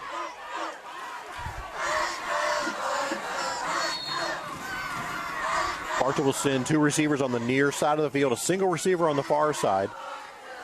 Johnson with the ball. He'll roll out to his right, looking downfield, looking still. Now he turns upfield. He breaks one tackle, puts his head down, crosses the 15 to about the 17. Good job. Gets upfield, gets some positive yards, puts his head down. Big John Calanders. She was supposed to be there, and let's see. Ambulance has turned off its lights. Yeah, maybe they got Kennedy in the ambulance. Last time she was in a bug outfit was 1980. 2nd and 3. Here's the snap. And it's going to be a fake. Job. It's going to be the Wildcat. No, that's Johnson again. Johnson pulled it out of the belly of the running back on a little play option. Gets the first down. He sure does. 1st and 10, Yellow Jackets. All right, Bruce, got a final for the Choctaws. Oh, yeah. Choctaws 42, Ironmen 8. Yes. And not only that, so my cousin just texted me and she said that they have a young man with Down syndrome that's on the football team. Oh, wow. And he went in for a couple of plays, and his name is Wes. That is so wonderful. That's cool. Very nice. Very nice. 1st and 10 for the Yellow Jackets. Here's the snap. Handoff. Avis Brown Jr. looking for some running room in the middle of the field. And he's going to get maybe 1, maybe 2. Yeah, Brown was looking for a hole, and it just wasn't happening. He tried to make one. Yeah. That's where you want to just sometimes just hit that line full speed. Emmett Smith was that way. Sometimes he'd just blow through that line, and he'd be past the linebackers before you ever blinked an eye. Going to give him 1. 2nd and 9 for the Yellow Jackets. 3 receivers on the far side of the field. Here's the snap to Johnson. He looks that way. Johnson now scrambles, breaks 1 tackle. Johnson still with the ball in the backfield. Now he'll sling it. It's going to be caught. Incomplete. Incomplete, rather. Sorry. He dropped it. On the far side of the field. Man, that would have been a big play. And pass incomplete. The receiver was Butler. Incomplete. Butler makes those kind of catches, too. 3rd and 9 for the Yellow Jackets. Stops the clock with 1:12 left here in the 3rd quarter. If you're just joining us, we were delayed by about an hour with a weather delay right around 7:30, just as we were getting ready. Who's going to do the shopper tomorrow? It'd be DJ Tom. DJ Tom. Tom's going to bed late, too, bro. I know. Might be a change of substitution before morning. Might be. 3rd down, 9, right across the middle. That's Corey Butler. Sticks his hands out, and he catches the ball for a Yellow Jacket first down across the 35 to the 36. Really shows the arm strength of Johnson right there as he was going back, and he spotted Butler coming across, hit him right in stride. Butler had to reach out a little bit, but didn't slow him down at all. I thought I heard somebody say that Kim was going to do the shopper in the morning. Oh, that would be good. No, she's shaking her head. Change of pace for sure. 1st and 10 for the Yellow Jackets. Oh, Auburndale jumps off sides. Yep, a free 5 yards for Bartow. That guy can't even find his flag. He's looking for his flag to throw it. And now Eden's telling him, hey, you pull it out and you throw it to the ground. The yellow one. Yes. 1st and 5 for Bartow. Spot the ball at the Yellow Jacket 41-yard line. 33 seconds left here in the quarter. And they might be able to run this and not have to run a play. I think that's what Coach Eden was asking. Yeah, but they will have to. 1st and 5, here's the snap. Handoff, and Brown is disrupted in the backfield in a big way. He sure was. That's that Diaz guy, number 0. He's committed to the University of South Florida. And that was a big hit on the running back, Brown. Yeah, that was just slow developing there. There was really not even no development there. He just kind of held on to it and then decided, I'm going to hand it off. That's the end of the 3rd quarter with your score. Bartow 18, Auburndale 16. You're listening to Yellow Jacket Football on WBF. Hi, I'm Benny Jr. with Bartow Ford. We have the largest body shop in Polk County and the most certified technicians. If your vehicle has damage and in need of repair, tell your insurance company that you want to bring it to Bartow Ford, where we're different and we prove it. Getting tired of your furniture and decor? I'm Mindy Moo with the Vintage Warehouse in Bartow, located in the Publix Plaza. We offer a boundless collection of vintage, industrial, farmhouse, repurposed, hand-painted furniture and decor. Vintage Warehouse in Bartow, located in the Publix Plaza. Hi, this is Carla Meeks, a Bartow High alumni, and here's to a great season. If you're thinking about buying or selling a home, call me at Meeks Real Estate, 863-604-9287. Remember, I am not just a realtor, but your realtor.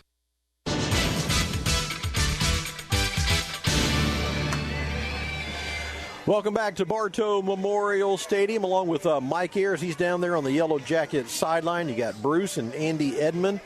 My name is Jeff Thornburg. Thank you so much for joining us for the 4th quarter of Yellow Jacket football. Bartow in front, 18-16 against the Auburndale Bloodhounds.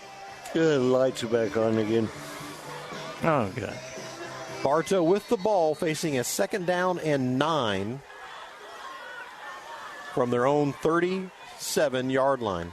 Here's the snap. Blake Johnson rolls to his right, pursued, looking, got the receiver on the far side. He won't get a first down, but White will catch the ball for a reception. Get some positive White or yardage. Thomas? Thomas, I'm sorry. Those new black uniforms are real pretty. But that far away, not so good on the eyes. 3rd and 5. I just see a single digit that's going straight up and down, so I figured that. Got to be a 1. Yeah. 3rd and 5 here for the Yellow Jackets. Okay, you got to know what the play is. Some of them are acting like they don't know what's going on. If you're not sure, you call timeout right now. This is a big one. Now you do have to call a timeout. You're going to get it flagged. Here's the snap. They get it under. Johnson throws. Oh, my goodness. And incomplete. 4th down for Bartow.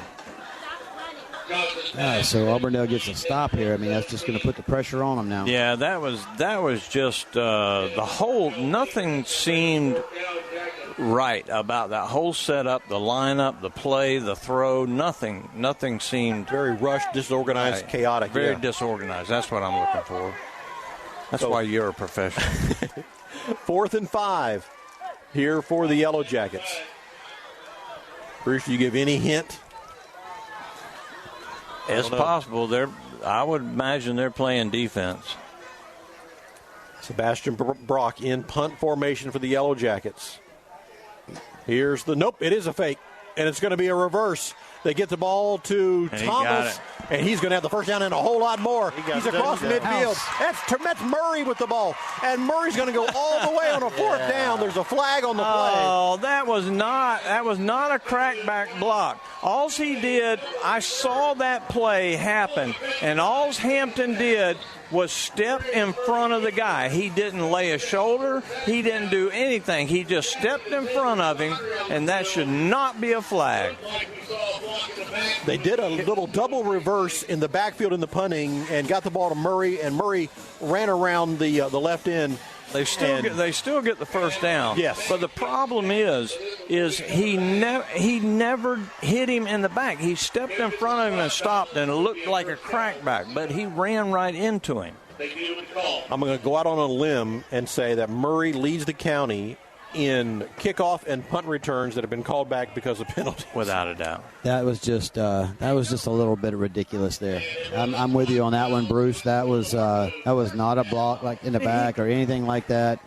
But one thing that you've always heard people coach: if you can't see their numbers, you don't touch them. Yeah, I would agree with you 1,000%, Mike. But I saw it where Hampton just all he does is steps in front of the guy, and the guy just clocks him and went down. That's where the flag went down. That's why I don't understand why they call it a block in the back. It does result in a first down for Bartow, however, on the fake punt. Who's wearing the fluorescent green? We got to be liking this guy. 17. Here's the snap. Handoff. That's not pretty. They tried to get nobody blocked. Brown loose, and nobody, is going to lost two on the play. The line stood up like they were almost pass blocking, guys.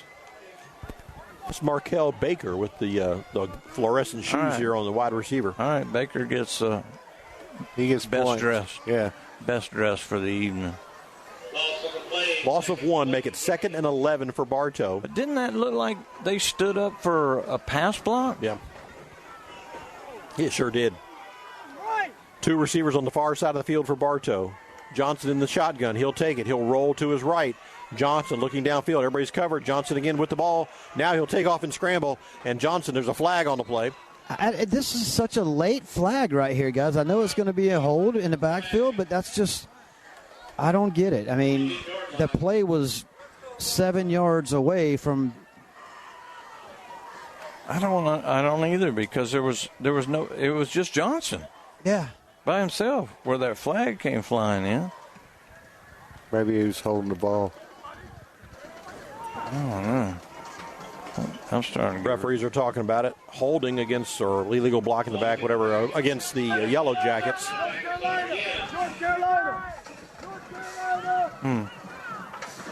Well, as Coach Eden was going into halftime, he mentioned, offense seemed to clear up some few things, and these holding penalties and stuff like that. He's not getting any happier at all. Yeah, and that boy better be hustling in the fluorescent. You don't come jogging off the field.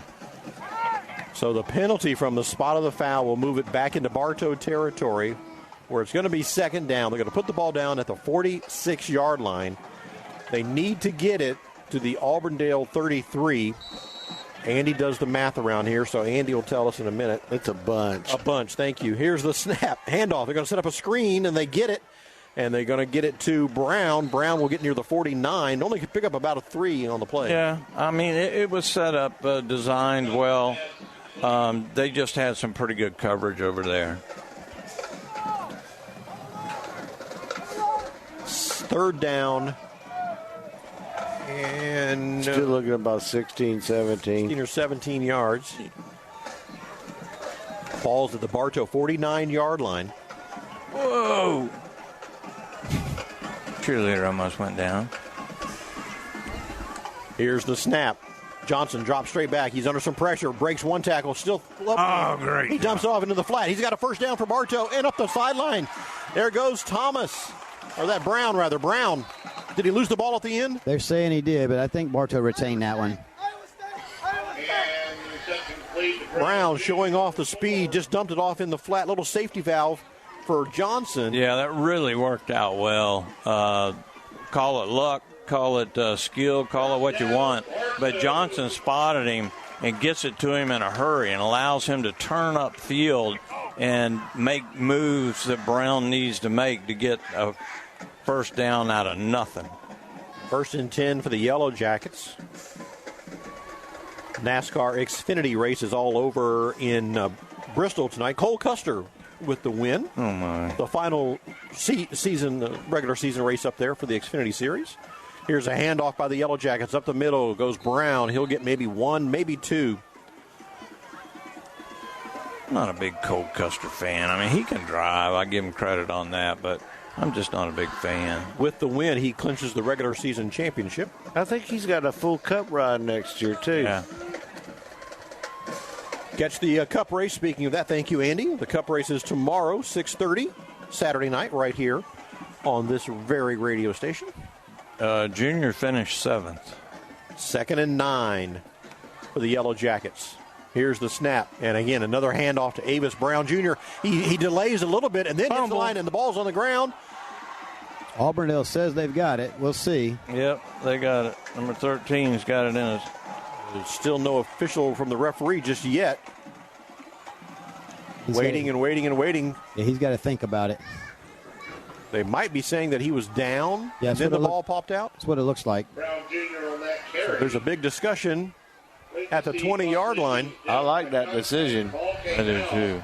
Everybody waiting here as all the referees have gotten together. Coach Eden, team for Auburndale came out with the ball. Coach Eden just shy of the numbers as we all waiting. Listen, I'd eject number 12 right here, right now. I would eject him. A little taunting going on there. Yeah, I can see that. Yeah, I would eject him. They're still talking about it. All the referees surrounded by all the players. You're going to allow that kind of sportsmanship on the field, that kind of taunting on the field. Listen, I wouldn't want to be his coach. He's just trying to get him to bite. Our buddy Garth. This is the longest decision. Somebody got some Auburndale's got it. Auburndale's ball. How do you do that? How do you talk for 20 minutes and that happens? Auburndale's ball. So Brown with a nice run up the middle, but he lost it at the end. Looked like he might have been down, but close call. 1st and 10 here for the Bloodhounds. 8:13 to play, and Coach Eden is out past the numbers. He wants to talk to Mr. White Hat official. Oh, he's complaining now. He's saying that the official whistled the ball dead before the fumble. So that's what he's upset about. Garth Washington, our old buddy, saying, yes, it is a long night, but he wants us to come out and support. He wanted to come out and support us guys, and we appreciate you, Garth. Absolutely. All the time. Coach Eden's still in a discussion with the referee. Yeah, and you typically don't see Coach Eden go to the field like he just did with that. And I agree with him. I mean, there should be a very mutual understanding on where he stands at. Especially that far out on the field. He's at the hash marks. Yes. No, I'm not going to say it on the air. Coach Eden spoke his mind, and now he'll stroll back to the sideline, encouraging his defense on here for another big stand. 1st and 10 for the Auburndale Bloodhounds. They trail by 2 points. Bartow's in front, 18-16. 8:13 left in the ball game. They're going to go up top, boys. You have got to play coverage. Yep, they've exposed that twice. Twins left, twins right. Turner wants to throw. Looking downfield. There they go. And into double coverage. Is it picked off? It's picked, but they're going to say he was out of bounds, I guarantee you. They're still talking about it. Did the receiver come down with the ball in bounds? If you're running stride for stride with that receiver, why do you got to discuss this now? He's still got the football. No, he handed it to the referee. They're calling him back. Golly. Now talk about this for 30 minutes. No, they're not even going to discuss this one. They're just going to bring it back as an incomplete. But there is a flag also. There's a flag at about the 30-yard line. We have thrown the brakes on this game here in the fourth quarter. And they have thrown the flags. Now, is the referee... It appears the referee might be a little injured. Kind of doubled over there at the 20-yard line. He's got a twisted elbow from throwing that flag too much. That's a good call, Andy. The referee is in some distress over there. Well, they can't do any worse with one less, I'll tell you that right now. So they're officially going to call it an incomplete pass. We haven't set a signal yet on what the flag was for. And here comes Mr. Whitehat. It's going to be still waiting. Ineligible downfield or too many men on the field for Auburndale. Illegal substitution. Illegal substitution, thank you, for Auburndale. Coach Eaton again now past the hash marks, getting an explanation. And he can't believe they're going to give him 5 yards for having too many men on the field or something like that.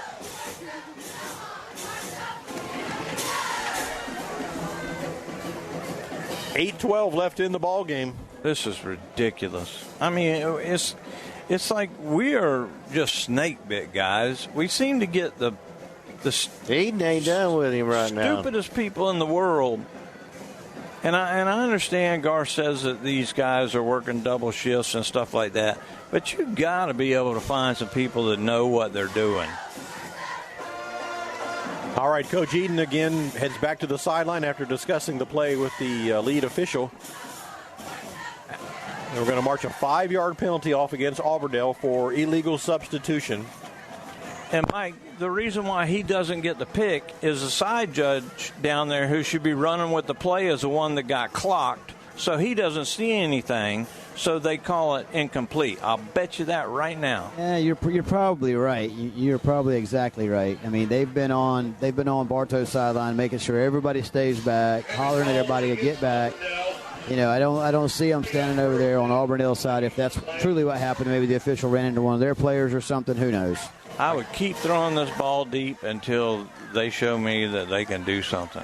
Yeah. So I guess it was a 10-yard penalty, so it's 1st down and 20 now for Auburndale. They move the ball all the way back to right about the 10-yard line. And again, another discussion. The referees are discussing. And we have 3 receivers. Look, guys, we have 3 receivers on the wide side. 3 receivers here on the near side for Auburndale. And you can play zone out of this, guys. You got a linebacker sitting right there. You've got the safety over the top. What you got to look out for is that single receiver on the backside. Yep. Turner, the quarterback, he has the ball, and he throws it, and it's going to be incomplete. Kind of had 2 Auburndale receivers in the same area, went over one and just short of another. Incomplete. Yeah. And Carter, the intended target this time. Yeah, they're 3rd down. They got to go to the air now. They clocked him, too. 3rd down and 20 for the Auburndale Bloodhounds. Battle almost had a pick right there, but this is a situation where, I mean, you got to sit down at the 28-yard line where the 1st down is, and you've got to keep them from going past that area. But these cats are just streaking straight down the field. He's rolling out, getting a little bit of time, and throwing it as hard as he can. That's as simple as it gets. Here's the 3rd down play. Auburndale slings it down the field. They've got his receiver. Going to be short of a 1st down, but number 20 on the reception. Going to be about 3 yards short. They're going to go for it here, guys. Oh, yeah. Don't have a 20. And Mike looks like about 4th and about 4. Bring up 4th and... Yeah, 4th and 4. 4. For Auburndale. I said 4. Yeah, I agree with you. It's 4. 4th and 4 for the Auburndale Bloodhounds. 7:46 left here in the ball game. Bartow in front by 2 points, 18-16.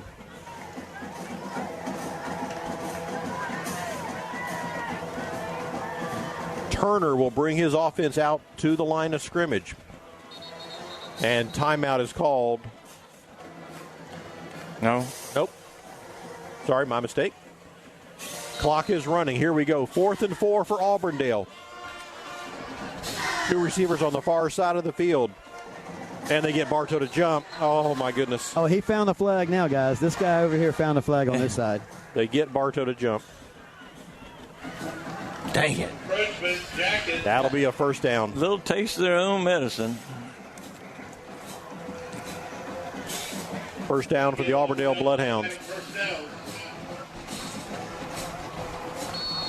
Moves the ball to the 30. 1st and 10, Auburndale from their own 30-yard line.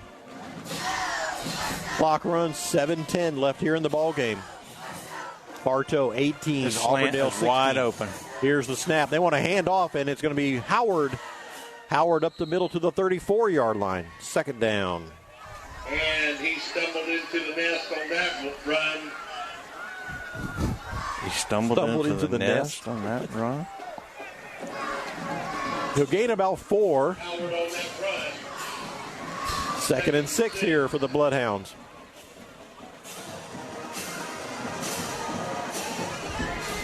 Auburndale with 2 receivers to the near side, 2 receivers on the far side. Quarterback is Turner.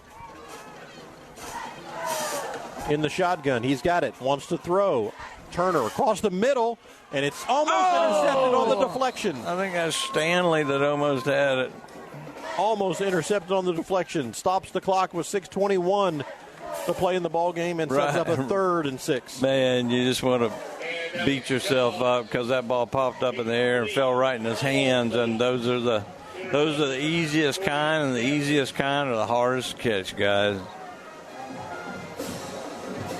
Here we go now, 3rd and 6 for the Yellow Jackets. Excuse me, for the Bloodhounds. He tried to pull that safety off.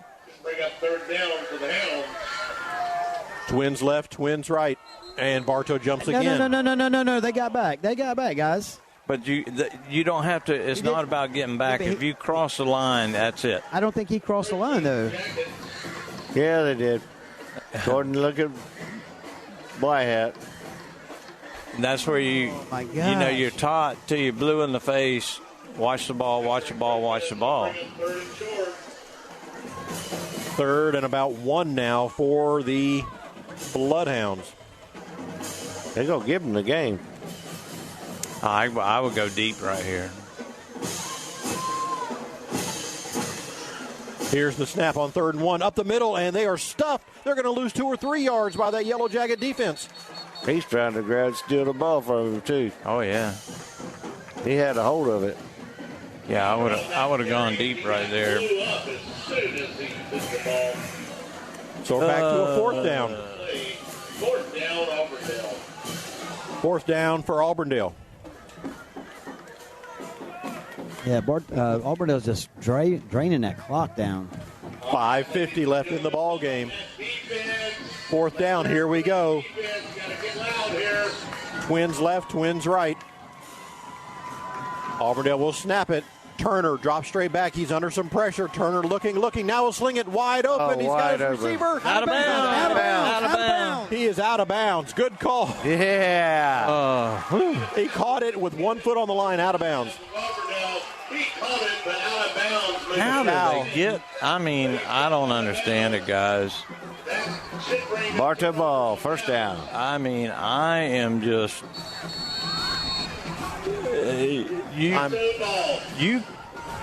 Water break. You can't let somebody be 10 yards away from you.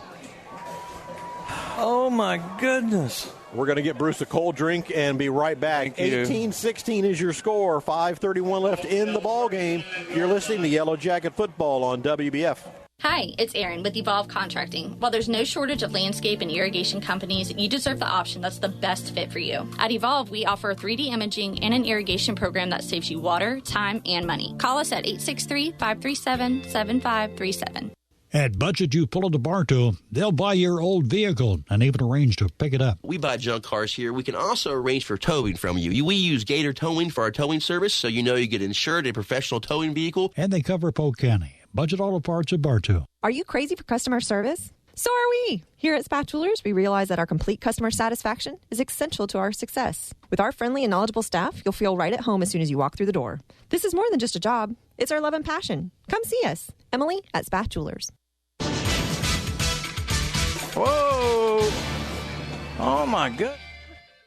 Yellow Jackets, they fake the handoff. It's going to be a quarterback keeper. Tries to break it to the outside, does Johnson, and he's bumped out of bounds, and then... A pinball machine. He's a pinball in a machine. He's bouncing off players. They weren't moving. You can't... They didn't do anything wrong.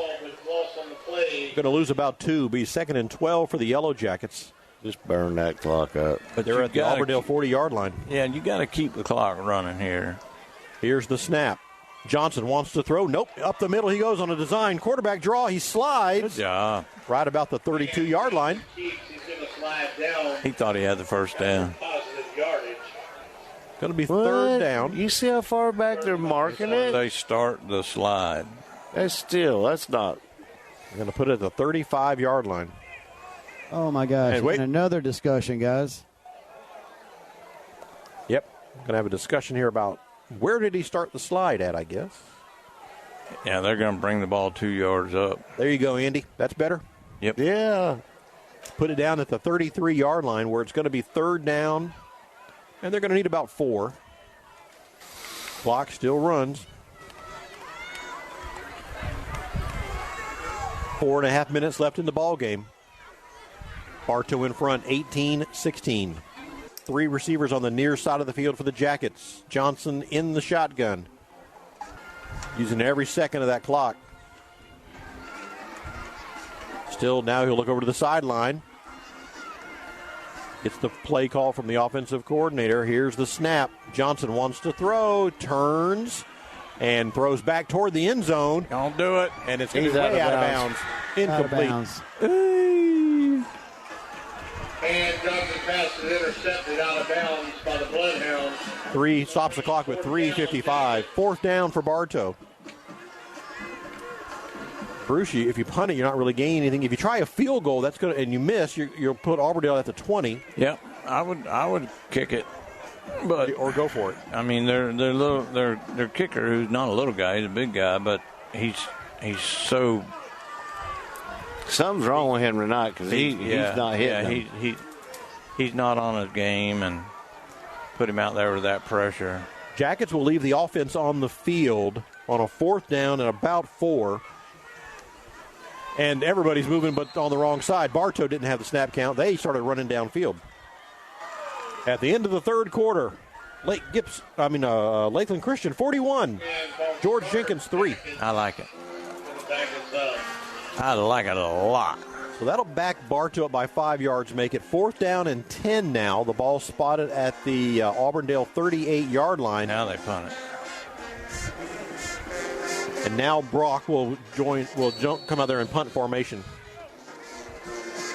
He needs to angle that to the corner here or something. And that's going to bring on the Sebastian Brock punt. Lakeland 28, Booker T. Washington 7. That's at halftime. Brock ready to punt. Here's the snap. 1 step, low line drive kick. Perfect. Big bounce at the 15-yard line, and it's going to go down inside the 15 at about the 12. Great job. Great job, young man. It's a final tonight. Seminole 41, Lake Wales 38. Oh, that is man. A final. Ooh. What was it? 41-38. Who? Seminole over Lake Wales. Mulberry a winner tonight. They go 4-0. Yes, they did. 47-0. Over who? Discovery, the Spartans. Pembroke. Was that a district game? It doesn't matter if it's a district game. 3 minutes, 40 seconds left in this ball game. Mulberry's going to be ranked in the top 10, brother. Bartow, That's me and Coach Peavy right there. Bartow, and 18, Charlie. and Auburndale 16. Here's the snap. Turner with the ball. Wants to throw. He does. Slant across the middle. He's got Carter. Carter is caught at the 15. He'll struggle forward for a couple more to the 17. Yeah, really good play. There was nobody defending him. There was nobody in coverage right there, and he runs a delayed slant, and he just runs right past the DB and in between the linebackers. The linebackers, they're not going into coverage. You're counting 100% on your 5 DBs. It's going to be 2nd down and 4 for Auburndale. Twins left, twins right. Here's the snap. Turner again wants to throw. He does. Slings it up, and this is up for grabs. Who's going to get it? Oh, too many. 3 Bartow defenders were there, and they tried to connect with Carter, but the 3 pairs of hands was just too much there. Yeah, I'm looking to see. That was Jackson, number 7. He was the one that had it in his hands and ran into everybody. White. Josiah White. Stops the clock with 2:55 and a 3rd down and 4 for the Bloodhounds. Now, if you're the linebacker and you play coverage and you just drop back and you look for that slant, it's a pick 6 right here. So happy to have the alumni cheerleaders cheering with the varsity squad tonight. Yeah, I don't see anybody in traction, so definitely nobody from my era is out there. Timeout taken by the Auburndale Bloodhounds on this very important 3rd down play. A delay a game. Was it a delay? Oh, a delay a game, yes. So that'll back up Auburndale by 5. I thought they called a timeout. No, they actually called a penalty on Auburndale. So it'll be 3rd down and 3rd and 8. 3rd and 8 for the Bloodhounds. 2:55 left in the ball game. Turner will send 2 players to the left. Number 5 going on a slant. Here's the snap. Oh, quarterback draw. Amari Thomas. He didn't get it. Nope. Short of the 20. It'll be 4th down. He lost his helmet, and he's got to come out.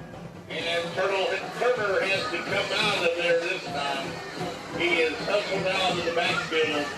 I bet you didn't know that the WBF staff also has a cheerleader, an alumni cheerleader on their staff. Oh, yeah? Denise Bodie. Oh, that's right. She's pirating tonight, isn't she? Well, she's all done with that, I think. She's a pirate tonight. I saw you and Tom and her in the picture today. That was pretty cool. She was down at Main Street Friday Fest tonight doing her pirate thing. Well, she could have been down here on the field cheering. Yeah, she had time to get here. We did see Kelly Bodie. We talked to her for a little bit. Here's the snap on 4th down, and they're going to get caught in the backfield. And oh, wow. Defense pursues and swarms. Beautiful, guys. Yeah. Beautiful. Drops them down inside the 15-yard line. Needed that. They needed that. Now you got to get a 1st down. 2:09 left in the ball game. Is that Eden's wife that keeps walking back and forth here? I don't know. I'd have to see the belly. I think she's pacing. That's her.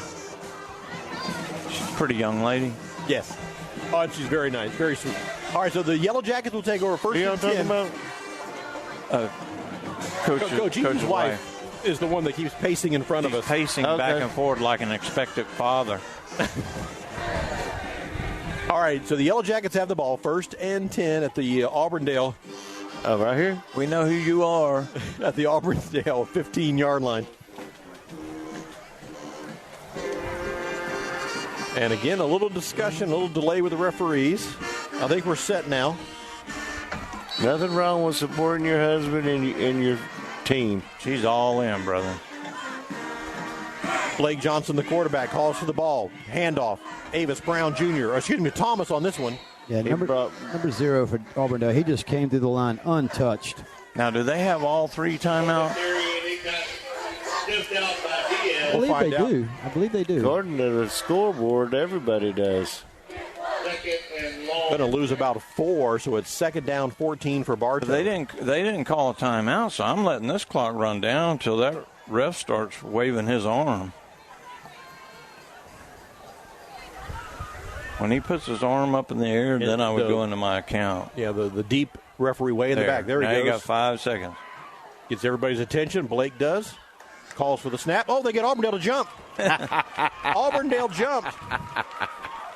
Mike, I think that was your number 0. Yeah, it was. It was. He's been coming through there. I mean, and they finally caught him that time. 5-yard pickup. About second down at about 9. Yep, it's about 9. Does stop the clock with 1:24 while they move the ball. Now they'll wind it. And now they get a whole 25 seconds. Timeout taken by the Auburndale Bloodhounds. Kendra. Who? I think that's the coach's wife's name. That is correct. Alrighty, so to set the stage here, the Yellow Jackets are up by 2 points, 18-16, 1:19 left in the ball game. Bartow with the ball in Auburndale territory. They face a 2nd and 9 at the Auburndale, was it Mike, 15-yard line? Yeah. They're about the 13-yard line. The 13-yard line. Thank you, Mike. So good to have Mike on the field. I know, he's the for best. A number of reasons. By the way, we also want to wish Mike and Elizabeth happy 5th anniversary tomorrow. Happy 5th anniversary. Happy anniversary. I'm sure Mike has some stellar plans in store. And his leg looks a lot better, It too, does. Mike. Is it better, Mike? Getting better? It is much better, guys. Much better. 2nd and 9 for the Yellow Jackets. Blake Johnson, the quarterback, calls for the ball. He hands it off, tries to go inside. That is Thomas, and he's spun around and thrown down at about the 16-yard line, and Auburndale will call another timeout. I guess they did have some left. And Auburndale elects to take another one of their timeouts. We'll take a quick timeout as well. 1:11 to play in the ball game. You're listening to Yellow Jacket Football on WBF. I'm Taft Long, finance manager here at Thunder Chrysler Dodge Jeep Ram in Bartow. When you walk through our doors, you will find our team of friendly and experienced automotive experts who are dedicated to helping our customers. Come in or call us today. Thunder Chrysler Dodge Jeep Ram. The Whitten McLean Funeral Home of Bartow and the McLean Funeral Home of Fort Meade hold high the responsibility placed on them, offering you the personal attention and distinctive service you deserve. Whitten and McLean, synonymous with service. For over 50 years, Keith Spray Service has been serving Polk County with specialized treatment of delicate ornamentals, including rose bushes. Want to learn more about the treatments of ornamentals as well as expert lawn care? Call Keith Spray Service.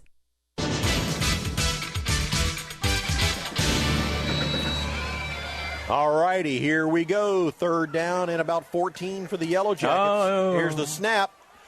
Auburndale tried to get one player off the field. I guess they got him off in time. Up the middle goes the running back, Thomas. Get up, get up, get up. And he will stand up at the 19-yard line. It'll be 4th down for the Yellow Jackets. And they don't have any timeouts And left. that play was snipped out again by the Bloodhounds. We're going to bring up 4th and long Jacket. 4th and about 16 for Bartow. And the Yellow Jackets will let this clock run down. Yeah, I'd take the 5 yards and 40 seconds.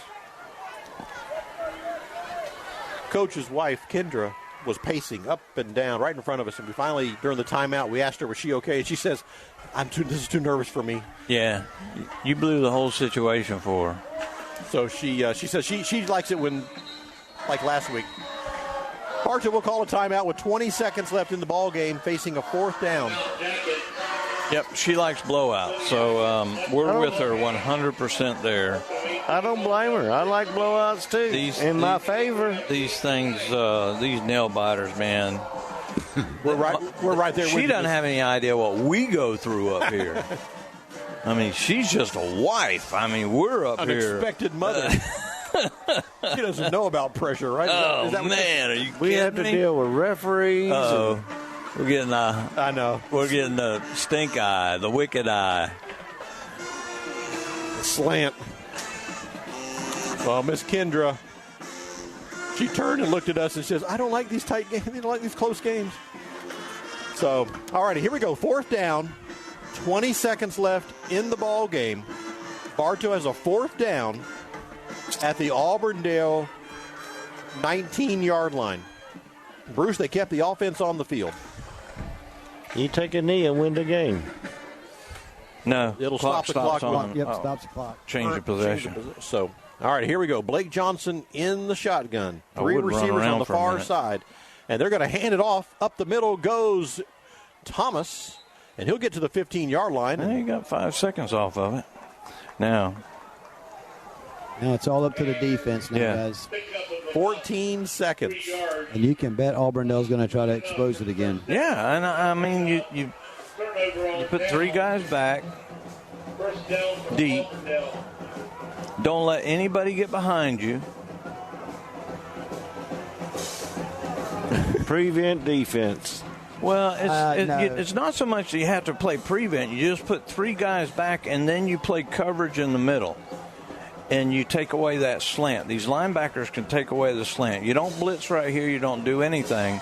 But I'm telling you, if Stanley, if he plays the curl, which is a slant area, he will get a pick 6.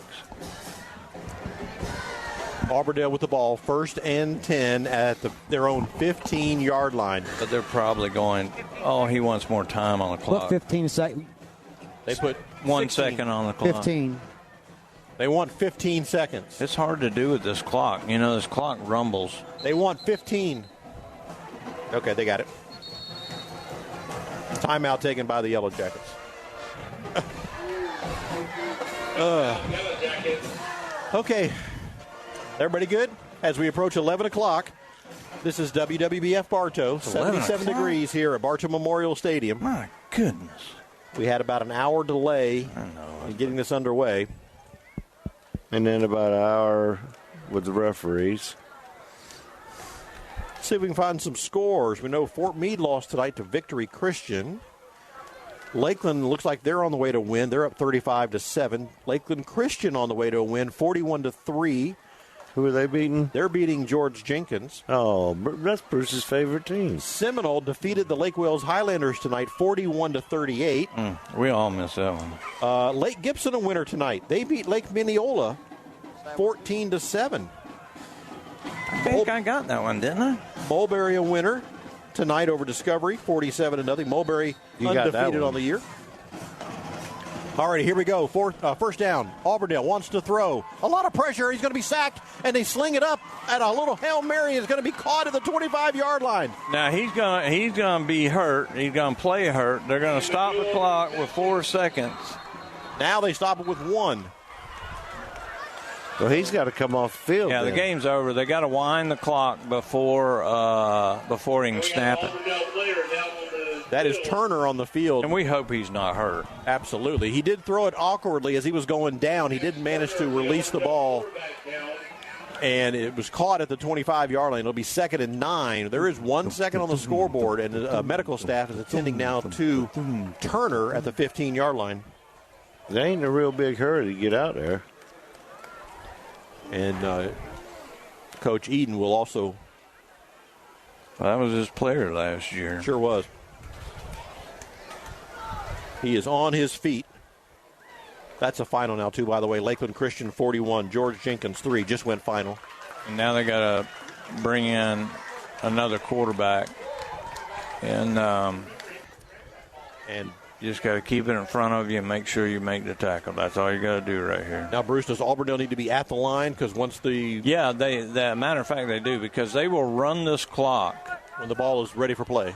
And they need to tell the coaches that. And they put 7 seconds back on the clock. Well, they're going to run it. He needs to run it right now. Now it's going. There it goes. 5, 4. Get the snap off, and they ground it with 2 seconds left. What was that for? Now you can bring Turner back in, right? Well, they want to bring Turner back in, but Turner looked like he was hurt. I mean, there was no fake in there. He's standing over there. So they clocked it with 2 seconds left. It's always Bartow and Auburndale, these kind of games, these nail-biter games. I don't understand. And I thought the coach's wife was nervous, but it's really... Yeah. But you look for something. I don't know if anybody works on a hook and ladder, things like that, those kind of plays. But that's your only real hope at this point. And they did not let Turner come back in the ballgame. Here it is, 3rd and 1. Here's the snap. False start, should be. Quarterback is number 4. He's scrambling around. He wants to throw it downfield. He does, and it's going to be incomplete. And Bartow Game is over. Boy, that's just a big relief, man. This should have been a much different score. Bartow will win 18-16 over the Auburndale Bloodhounds. Bartow improves to 3-2 on the year. Auburndale falls to 2-2 on the year. We'll be back with some final thoughts. You're listening to Yellow Jacket Football on WBF. When looking for insurance coverage, consider the Ewing Black Welder and Deuce Agency with offices in downtown Bartow. Ewing Black Welder and Deuce Insurance with a wide range of insurance products to meet your every need. Becky Maslak, your local office manager. Your Bartow Beef O'Brady's in the Bartow Center South is your headquarters for good food and good sports. With something for everyone on the menu, your Bartow Beefs is perfect for the family, an office lunch, or to feed the team after a big win. Beefs, where game time meets family time. In today's complicated financial world, it's nice to know that Steve Wright & Company is there, helping you utilize your resources more effectively as you work toward your financial goals, from tax returns to retirement plans and all the stops in between. Rely on Steve Wright & Company on Avenue H in Winter Haven.